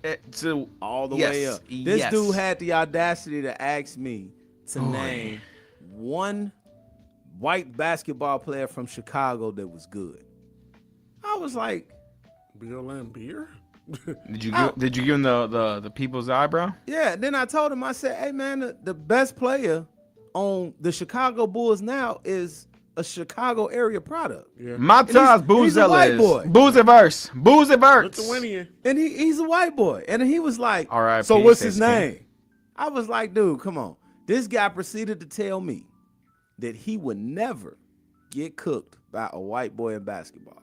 Yeah, I asked him, I said, so, You just can't say that, bro. What about No, the I asked him- professor? I asked him, I said, so where you play professionally? You overseas, you semi-pro? Because I know you're not in the NBA. So you have to be Talk to like, us, bro. Talk like to us. semi-pro. He said, no, I don't do basketball no more. I was like, bro, so how you gonna say you don't You do can't. basketball no more? He But you he can't says get, he you can't. can't get cooked by a white boy. Like, come on. Oh. Now we sat in here and with my homie, who's a white boy, that made it to Vegas for the one-on-one OBE with T-Mac. And he was you very brought him on the solid, bro. Yeah. Still solid. Yeah, his name's Grant. I don't get no white unless you the dude Grant Grant Williams or Grant Hill, but Grant doesn't get too much whiter than Grant. I'm tell you right now, if I'm asking for a bank loan, Grant is gonna be the guy that is gonna co-sign. And that's my guy. And dude can play. Dude can play. I want a Grant. He's gonna be the Grant. So overall, ultimately, Oh man. ultimately, we do know that there's some things athletically that, you know, traditionally those light-skinned guys cannot compete with. I hope he's doing good, bro. I ain't gonna lie. with We black haven't talked guys. about him in a minute. Yeah, but they can still play. Absolutely. Let's not be disrespectful at all. At all, because Luka is white. He can hoop. Jokic is white. He's whiter than me. He can hoop. Like, it's some dudes out there. This dude had the audacity to tell me, man, if I was playing against Tyler Hero and he was cooking me, he'd at least had to have a scratch or a bloody nose or something when it's I'm like, so you gonna whip his ass? You gonna whip his ass? True stuff? True stuff? Really? That's how it's gonna be? Yeah, I'm you like- know it's not gonna be like and that. then I Don't told him, act I like said- that. I said Tyler Hero probably not in the top 10 of white boys in the league, and this was the one you went with that you gonna want to beat up because you can't beat him? Bro, he's salty about it. Yeah, I was like, dog, stop. I had to mute. Mute. I mean, Brian Scalabrine. But that's your guy. That's the target. Yeah, Tyler Hero. Tyler Hero. And I saw a video of some guys calling out Brian Scalabrine, and he went to a gym, Rec places, a gyms, rec gym, how and many places? he was annihilating these dudes. Hey T-Dub, what's Scal's old saying to those fellas who wanted to test him in the gym? I'm closer to LeBron than you are. Yes. Simple. It's Fast, that, it's point that easy. blank, and it's even only, close. It's only one Denzel Valentine. Bro. Hey, Tyler Hero can sit. You funny. It's you, only one you Denzel funny. Valentine, But I'm bro. saying Tyler Hero can sit there and say the same exact thing Yeah. to anybody who want to check him up and say, "Oh, I got you." And when he will eventually, because we know he will eventually sauce whoever's in front of him, he sit there and say, "Look, I'm closer to LeBron than you ever be to what?" Right. Exactly.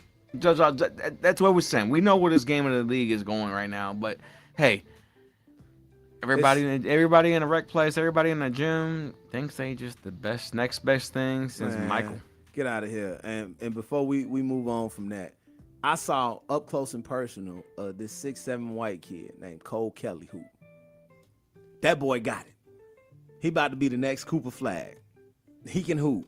Cooper Flag is another white dude that can hoop. Like, come on, stop it. Let's get it out of our heads that just because we got melanin in our skin and traditionally we are more athletic and more talented, yes, we might have the quantity of talent, but them dudes still got the ones that's there. They are there for a reason. They are balling. They are there for a reason. And Austin Reeves proved that.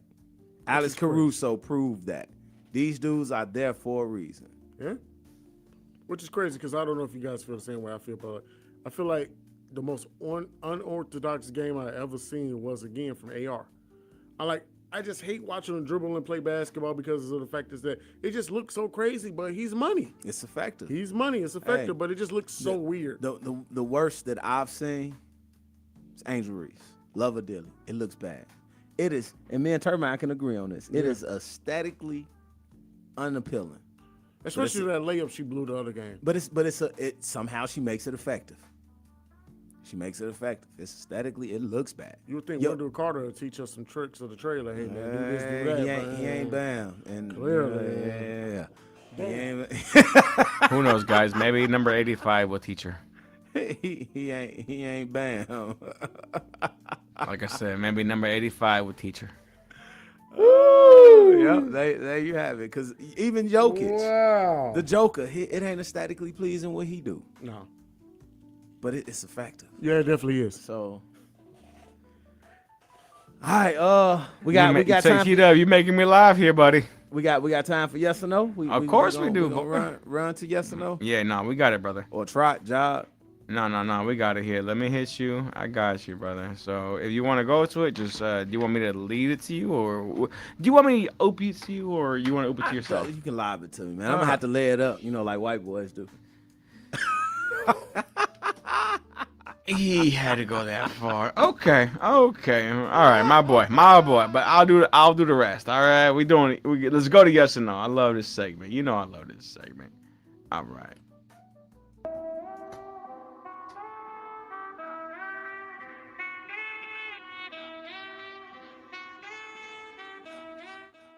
You're listening to The Fundamentals. It's time for Yes or No. Brought to you by Uncle Day Day.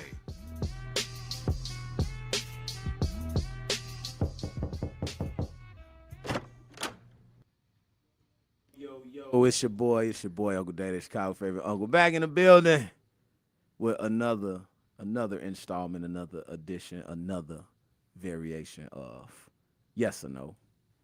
This is my segment in which they say it's the best segment in all of sports talk radio, and I like the flowers that they give me for this, and I don't want to sound, I got to work my humble, so I'm not gonna toot my own horn or anything like that. But Yes or No is my own segment where I come up with questions throughout the course of the week.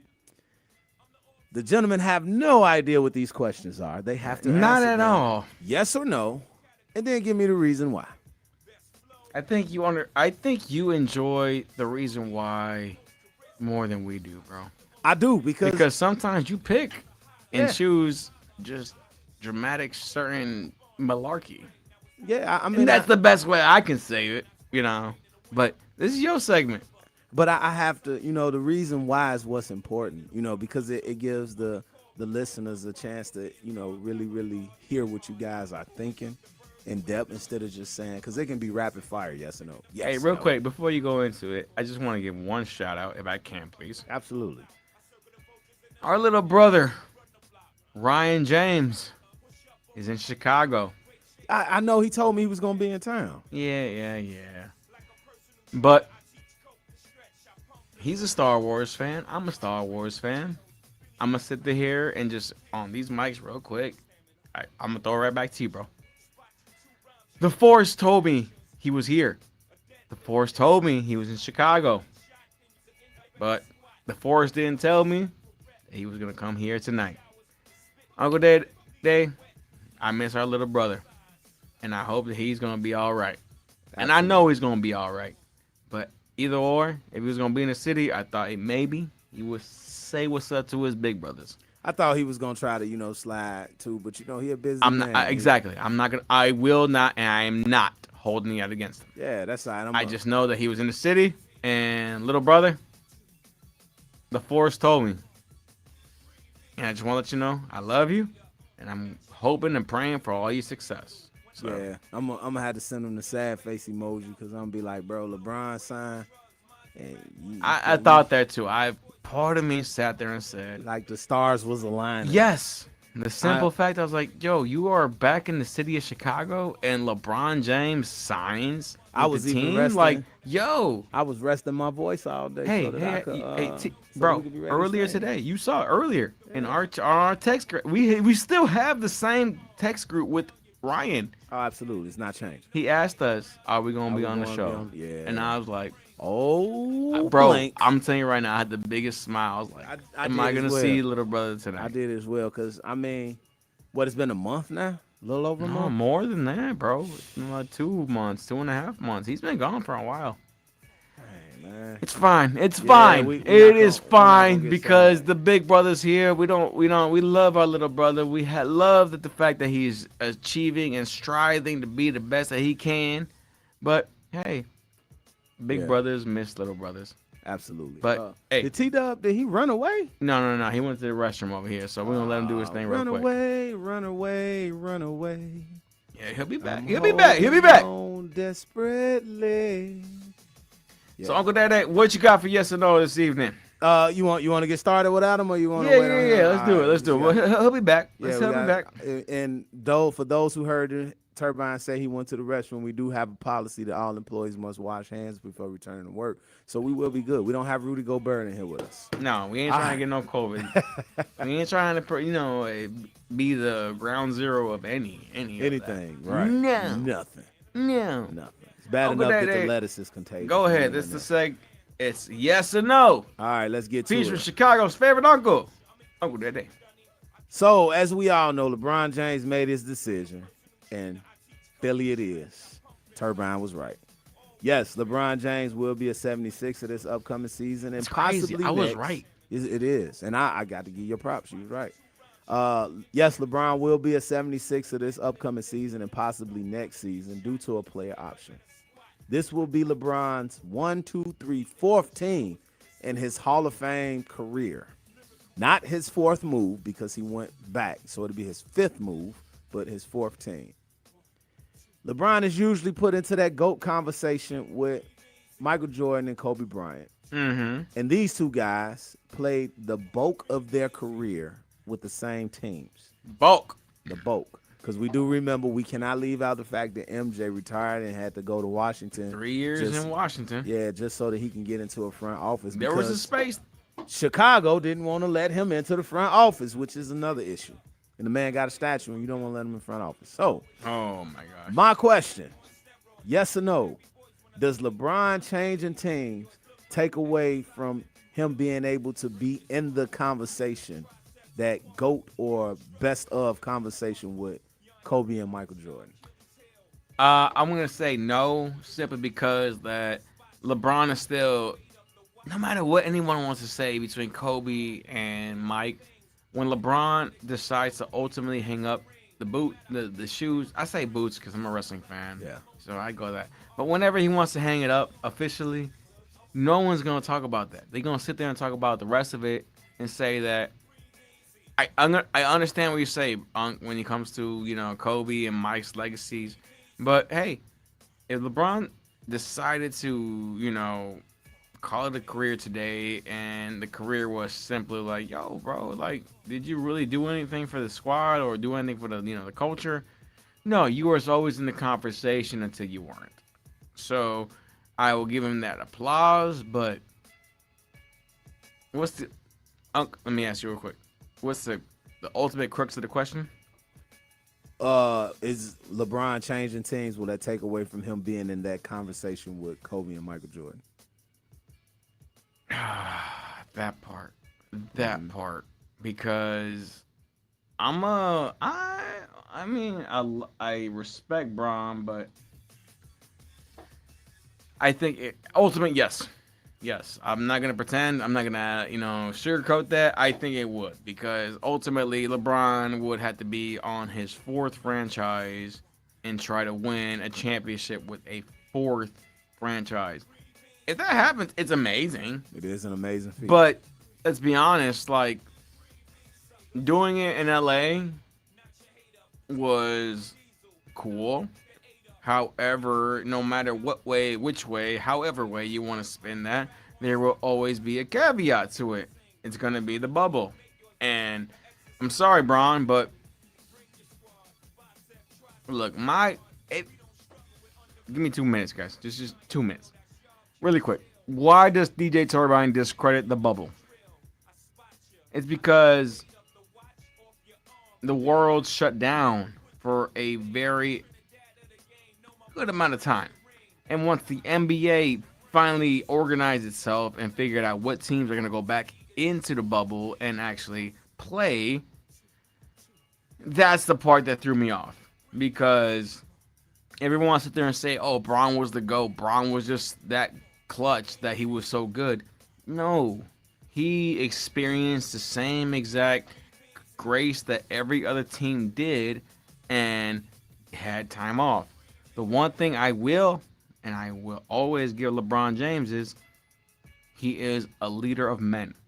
He literally galvanized the troops of the Lakers and said, if anyone's going to win this year, why not us? He didn't care of the asterisks. He didn't care for the extra. He made sure the team he had together was willing and ready to go to the finals and win that championship.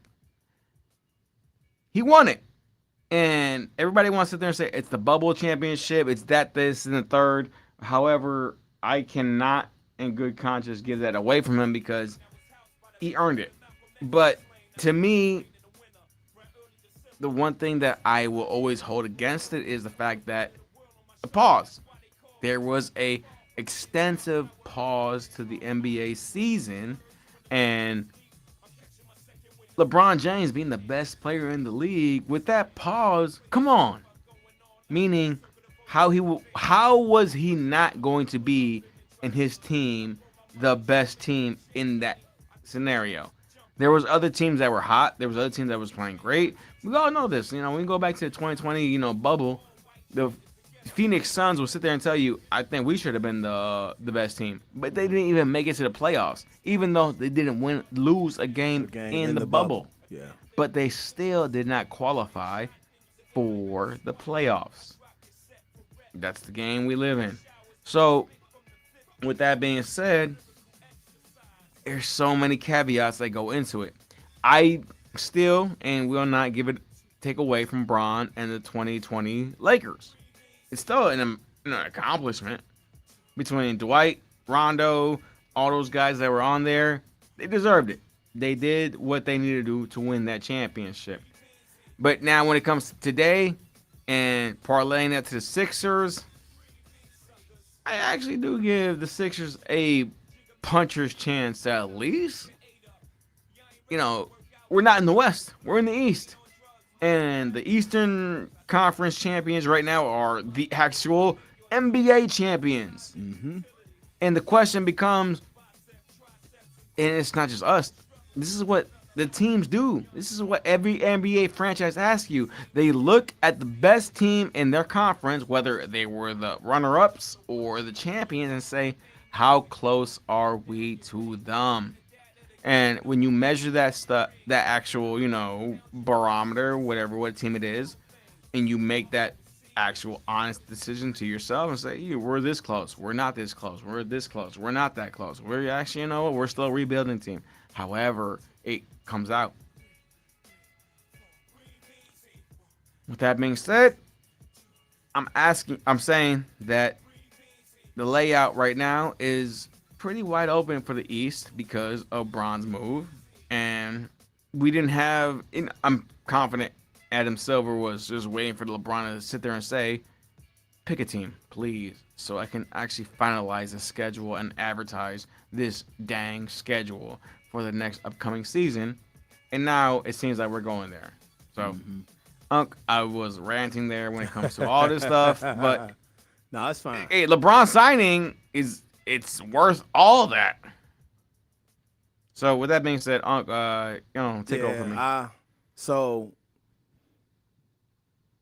I do believe that LeBron moving from team to team, it does have a negative impact on his position with that Kobe and MJ conversation, simply because they weathered the storm when the franchises, when the Lakers and the Bulls were going through adversity, and even Jordan on the Wizards. It was times that he could have just hung it up, but he stuck it out. And Kobe did the same thing. The Lakers went through a rebuild twice with him. And technically, yeah. Yeah, and he was able to weather the storm and stick around. And he had opportunities to leave. MJ had opportunities to leave as well. And it just shows that the competitive drive with the two of them elevates, puts them in a different stratosphere than the competitive drive for LeBron. Not saying that the moves that he made wasn't good moves for his career, but it's like whenever things got tough as far as to roster-wise or competition-wise, LeBron kind of moved the needle and created a narrative for himself to say, okay, yeah, I can get up out of here. I can leave Cleveland when we can't beat the Celtics and go to Miami and partner up with two of the top 5 players at their position at that time. And then I'm going to get out of Miami when I see this not working. Chris Bosh on, having the issues that he having, Dwayne Wade body was starting to break down. So now I'm going to go back to Cleveland because they got a number 1 pick in Kyrie Irving, and I can get over there and make them move Andrew Wiggins out of the way and give me Kevin Love. So now once again, I have two top 5 players at their position once again at my disposal, get a championship there, get up out of there, force his way to L.A. Once he get to L.A., make a call to A.D. Now A.D. is in L.A. with him, and he end up with Rondo, and now here you are again where you got top players at their position to be able to win a championship. And now insert Philadelphia. You go over there and you have Jaylen Brown, who's at the top of the league. Joel Embiid is still top 5 center in the league. Tyrese Maxey is a budding superstar at this point in his career. Vijay Ashram showed that he was serviceable last year. He had big moments and big games for them last year. So now you're going to another stacked team. Jordan and Kobe. For sure. Kobe had Shaq, and then he wanted to prove he can win without Shaq, and he ended up with Pau Gasol and a very green Andrew Bynum. He was able to win 2 with them. He won 3 with Shaq. Mike had Scotty, was the most consistent factor that he had. The first 3 championships that they had, it was Mike Scotty and a bunch of role players. I don't care what nobody say, what they talk about. Somebody even tried to say on one of the social media outlets that Horace Grant was a top caliber player. No, Horace Grant wasn't. Horace Grant was a solid defender and could knock down a mid-range jump shot. Michael Jordan and Scottie Pippen did the heavy lifting with the first 3 championships. The second 3, they had a little more help with Tony Kukoc, who eventually emerged into a all-star caliber player. I think he made 1 or 2 all-stars in his career. I think 2. Dennis Rodman was on the back end of his career. They basically saved his career because he was on the way out of the league because of his annex in San Antonio. But he was what he did here was what gave him life in Dallas. In Dallas, yeah. So and he was a rebounding defensive machine, but you had to manage that personality that came along with Dennis Rodman. But the pillars, once again, were Michael Jordan and Scottie Pippen. Like, these dudes were not all-stars when they were on the team with them. Dennis Rodman had his Defensive Player of the Year and All-Star run prior to playing with the Bulls, and Tony Kukoc just came after Mike and Scottie got up out of there. So I do think LeBron jumping ship and changing the teammates and trying to control the narrative himself, I do think that takes away from his prowess a little bit. So I hear it. Next question. Yeah. Yes or no? Next one. Good old, we're gonna stick with LeBron because LeBron, this is LeBron James' time right now. He's been dominating the news. Yeah. So after agreeing to his contract, LeBron sent out a tweet. And the tweet goes, I thought I was done when the season ended. I wasn't ready to announce it, and I knew I needed some time to really decide, but I was pretty sure I had played my last game. I was honest at the last press conference when I said I needed to look at myself and decide if I still love this game. I still truly love this game, and I have more to give. The last few weeks have been really special. I've never been able to have no clue what to do and take real time just to think. I've had an incredible few months with all the people I love trying to figure it all out. This is my last decision. I'm not going for the money. I'm not going for family. What I'm really playing for at this point, I still want to sacrifice. I still want to work. I still want to grind. I still want to compete to win and have a chance of that feeling of winning. This game, I still truly love, and I have more to give. Oh, I'm sorry. I'm going back. You good. Yeah. I still have the chance of winning another championship. I believe I can help make Philadelphia 76ers a championship team, and I am so excited to energize a new fan base, start this incredible journey one last time. Thank you, LA, Miami. I'll forever love, and Northwest Ohio will always be home. He did agree to a 2-year, $8 million deal with a second-year player option. So my question, yes or no? The tweet was just the theatrics with all the "this is my last year" talk. I want to say yeah, because once I saw the whole post on the socials, he knew what he was doing in the sense of trying to actually get the whole audience in the world to sit there. Yeah, of course. Today when we all woke up, nobody thought LeBron James was going to actually decide his actual future when it came to the NBA. However, we got there, and once they got there, the conversation just pretty much the floodgates opened. So, we all know where this comes from. Why are you laughing? I'm laughing at the comment from Maria. You funny. What you got? I apologize for laughing at the comment from Maria. What did Maria say?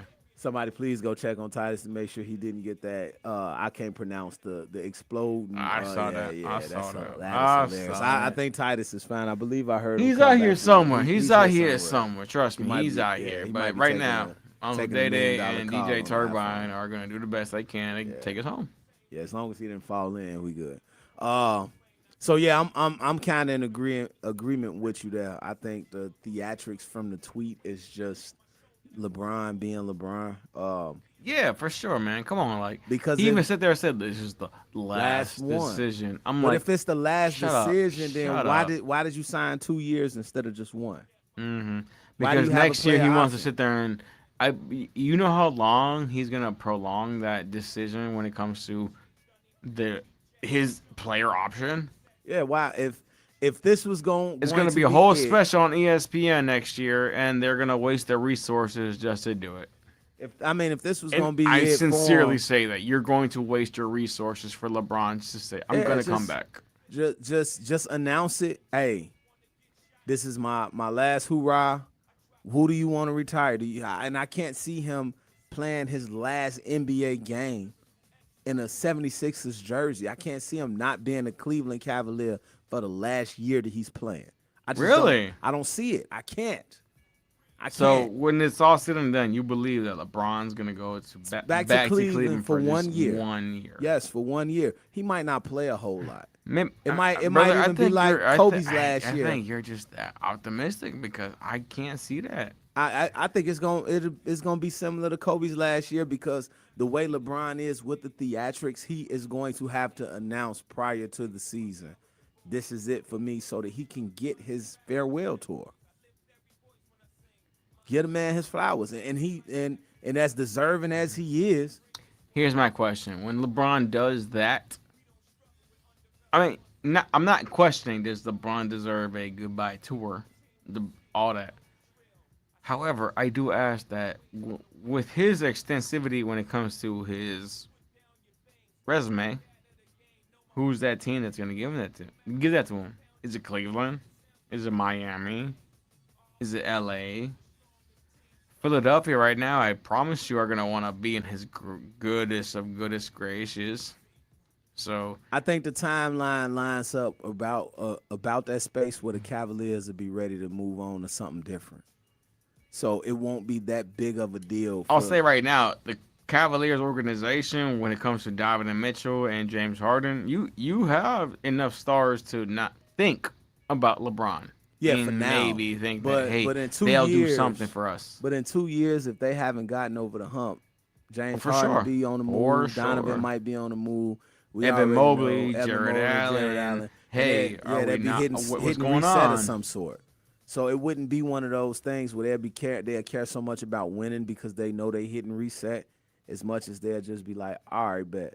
We're going to let LeBron get his last hoorah in, and then we're going to call it one. So with that being said, percentage-wise, do you have a number on the likely that LeBron actually wins in Philadelphia? Oh, I think it's. Is there a number? Like when I mean the 40. number, do you mean like It's like what I'm it's trying like to say? a 60-40 that he won't win. 60-40 that he won't win. It's like a 40% chance. I give him 40% because he's still LeBron, but it's just so much I mean, stuff. he can the East. He can with what he's doing in Philadelphia. I do believe he can squeeze into one more finals. Yeah, but it's so much stuff that have to go right that'll be out of his control. Yeah. When you say that, all that part right there, things have to go right. Yeah, that'll be out of his control. So yeah, I believe that it was a little theatrics. I don't think LeBron is gonna be done. I believe that he gonna play out these 2 years in Philly, and then he gonna sign another 1-year contract, and that's gonna be it. And I think I said that last week that he. I think he'll pick up the second-year option in Philadelphia if they don't do it. Yeah, if they don't, even if they don't win, I think he's gonna pick up the second year. I trade sincerely Joel. think this right here is LeBron's last contract. I don't think so. I think he got another 1 year. Hey, I'm glad that you say that because this is the thing that makes radio talk a little bit better. Yeah. So right now, as it comes to July 24, 2026, DJ Turbine thinks this is the last contract LeBron's going to be worried about. Ogledade, no. He thinks there's another one to come. But to me, I think this is what LeBron's going to stay and try to put his last wagon with. The gentleman is in his 40s. By the time the season comes next year, 41, 42. Yep, 43. After the contract is up, he'll be going to 44. He is still an amazing basketball player, but you put him on a squad that has like we talked about it earlier. There's 3 other All-Stars on this roster from Joel Embiid, Tyrese Maxey, and the recently acquired and not to be undersold Jaylen Brown. Jaylen, I can sit there and say, oh, a former All-Star. But, hey, this is a former Finals MVP. This is a world champion coming to there. LeBron James, you have won numerous world titles. What can we bring to the squad? True. So we'll see ultimately what happens there. But it's an interesting time when it comes to the NBA because, believe it or not, nobody's going to actually tell you right now who is the lead horse in the NBA. Everything we will tell you right now, this is an actual factual opinion of guys that just love the sport and just want to tell you what's up. Don't take any bets right now. Mm-hmm. And that's me. Do not, under any circumstances, whether it's Bet Kings or Draft Kings or whatever Kings, whatever bet application you're looking at right now, don't do it for the NBA. The NBA is still in a state of fluctuation and trying to figure out itself, its next stars, its next big stars. Because there are stars there that have been there, but they haven't achieved certain levels of stardom. But when it comes to this game and it comes to, hey, we talked to you about the sports, but we talked to you also about that gambling spot because y'all clearly want us to give you that insight. Right now, there is no insight. Simply because the development of the NBA season is still raw to a point where I cannot, in good conscience, give you guys a solid format to where the season is going to be right now. I can tell you where certain players, acquisitions, and things might give you the edge, but ultimately, I might just be giving you a hometown bias. And I'm not going to do that for you right now. I can't. In good conscience, I can't. I want to see where the rest of the season comes in, matriculizes into the next stages, and then we'll talk. But for right now, the fundamentals are going to be your spot every Friday to talk about Chicago sports and regional sports. So stick with us. Yeah, absolutely. We didn't talk a little bit of baseball, but I'm sorry about the loss tonight for the White Sox. Oh yeah, it's all right. But it's all right. It's all right. We had to lead, but we know that our pitching is bad, man. We know that. So we'll be all right. Unc. Yeah. Did I give you props? you always do. Are you gonna give me props? Did the Cubs win? I didn't look at the scoreboard. Did the Cubs win? I mean, bro. Here you go. Yes, we won. There you go. And it's a fun series on the north side. Let's just say tonight the Chicago Cubs did win 3-2 in extra innings against you guys got the Rangers. And we got the Astros. We got the Stros, so y'all got the Rangers. I'm talking about you. I'm thinking about Texas. Yeah. We had the Pirates. The Pirates, okay. And we won in extra innings 3-2. Sorry, I meant 10, but because we went to 10 innings. But in extra innings, we officially went 10 innings extra, and the Cubs did win 3-2. After a abysmal performance against the Detroit Red Wings. The Detroit Tigers. Thank you, sir. I'm thinking about another Chicago win. Yeah. Patrick Kane. We talked about Kane. Yes, we did. So I didn't get to ask my last question for yes or no. Go ahead. Before we get out of here. Please. See, it's that time. So Turbine. Sir. You get a call from the Las Vegas Boxing Commission, right? Who's on the other end? And they give you an amazing offer and tell you that you, DJ Turbine, get to pick any current NBA player and box them for their contract. Meaning, if you win, you get their full remaining contract. Oh. And if you lose, you just get your ass beat up in public. Which player you choosing to box? And I still have to box them? Yeah, y'all got to box each other. And if you win, you get their contract, their current contract.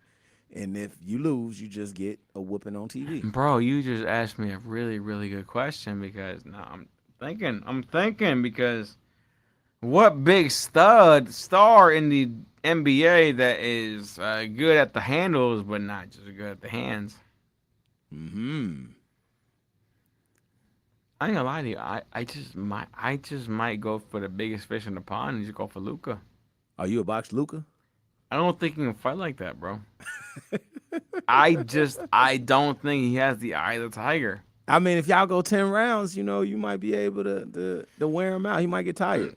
If he's a ball player, he's not worrying about conditioning for me. He's worrying about conditioning for LeBron James and the rest of the court. Yeah, so jab, that 1-2-2-1. That part. Leaning on him and stuff. Yeah, you might be able to wear him down. And who knows? Because also, hey, Connor, how's that ankle? Oh, the knee? Yeah, Poe Conor McGregor. Hey, buddy, I might take you too because according to that body, you ain't ready for nothing.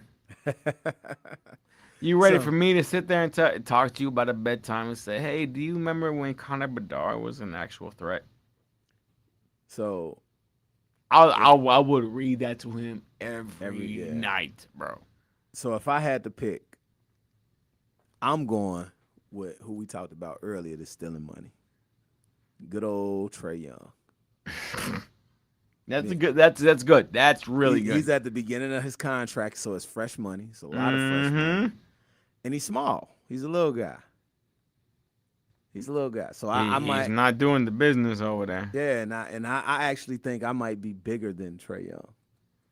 I'm confident you are, bro. Yeah, so I might be able to actually bully him. I can say right now, there's no place on the paint where you could not want to go. Yeah, I probably could bully Trae Young and actually, I don't think I'd be able to draw the fight out, and go round after round. I probably would have to get in early and try to impose my strength and my size on him quick, pause, and then beat him up. Just hey, come here, little homie. Let me get this 200-something million you just signed for. Let me get that bread. I gotta ask T-Dub that one off the off the edge, because our brother's over here somewhere. We're gonna find him. We're gonna find him when we get that chance treasure hunt. But that is another edition of Yes or No, brought to you in part by no one just yet. We working on that. Yeah, we working on that part. So, Turbine.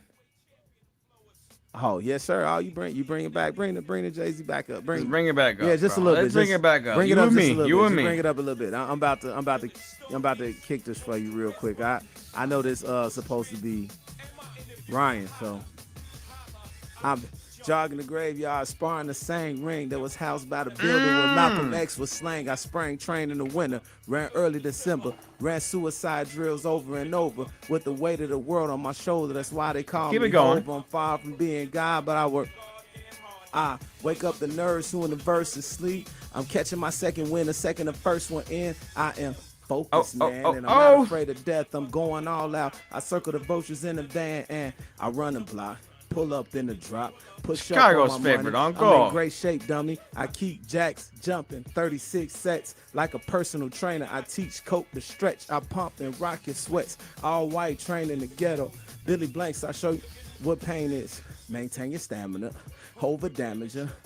Your 2 rhymes, y'all, is amateurs. Hey, Quinn Kim, we thank you for your If support. Wanna get, then y'all better. I drop your set for rep. No need to hit the shower. The spit from the leave you wet. Lyrical exercise. Maria Ware, you as well. Ride. 3, 4. Breathe easy. Hey, you doing it. Hey, Kill it. Hey. Kill hey, it. Hey. Breathe easy. Hey, this is real fitting too. After talking about boxing, we're going to lyrical exercise. I'm telling you right now, that's Chicago's favorite. Hey, Uncle turn in it the up a building. little bit more for me, Turbine. Turn it up a little bit more for me. Get your weight up, not your hate up. Jigga man, this diesel. When I lift the 8 up, y'all ain't ready to work out with the boy. Your flow is brain on drugs, mine's is rap on steroids. I lift every voice when I sing. My ability make yours look like the exercise and fertility. Bring your squad, bicep, triceps, and quads. We don't struggle with undeveloped muscle. Y'all ain't real, Hear that's him. y'all Hear Achilles him. heel. The same routine when you see me, you know the drill. I spot you, I lift the weight up and watch off your arm. Remain nice and calm, sit down your thing. Trinidad of the game, know my way around the ring. No matter how many pounds you bring, it sounds like the same old thing. ROC is the strongest team. That's my Yes, Chicago's Sirski. favorite uncle. Breathe easy. That's my dog. That's my dog. Yes, sir. Yes, sir. My name is DJ Turbine. Yes, We talk sir. about here sports on the fundamentals. Yes, sir. And I'm not the only DJ here. You're not Who the is only this DJ. gentleman? Yes, sir. Yes, sir. This your boy, Uncle Day, Chicago favorite uncle, representing for the fundamentals. We got T-Dub. We got our DJ Turbine back there. Go DJ. And sometimes when I rap, I sound a little wheezy. That's the fundamentals right It's all right. It's all right. Yes, sir. So until next Friday. You and 1, me. 2, 3. Peace. Yes, sir. Breathe easy.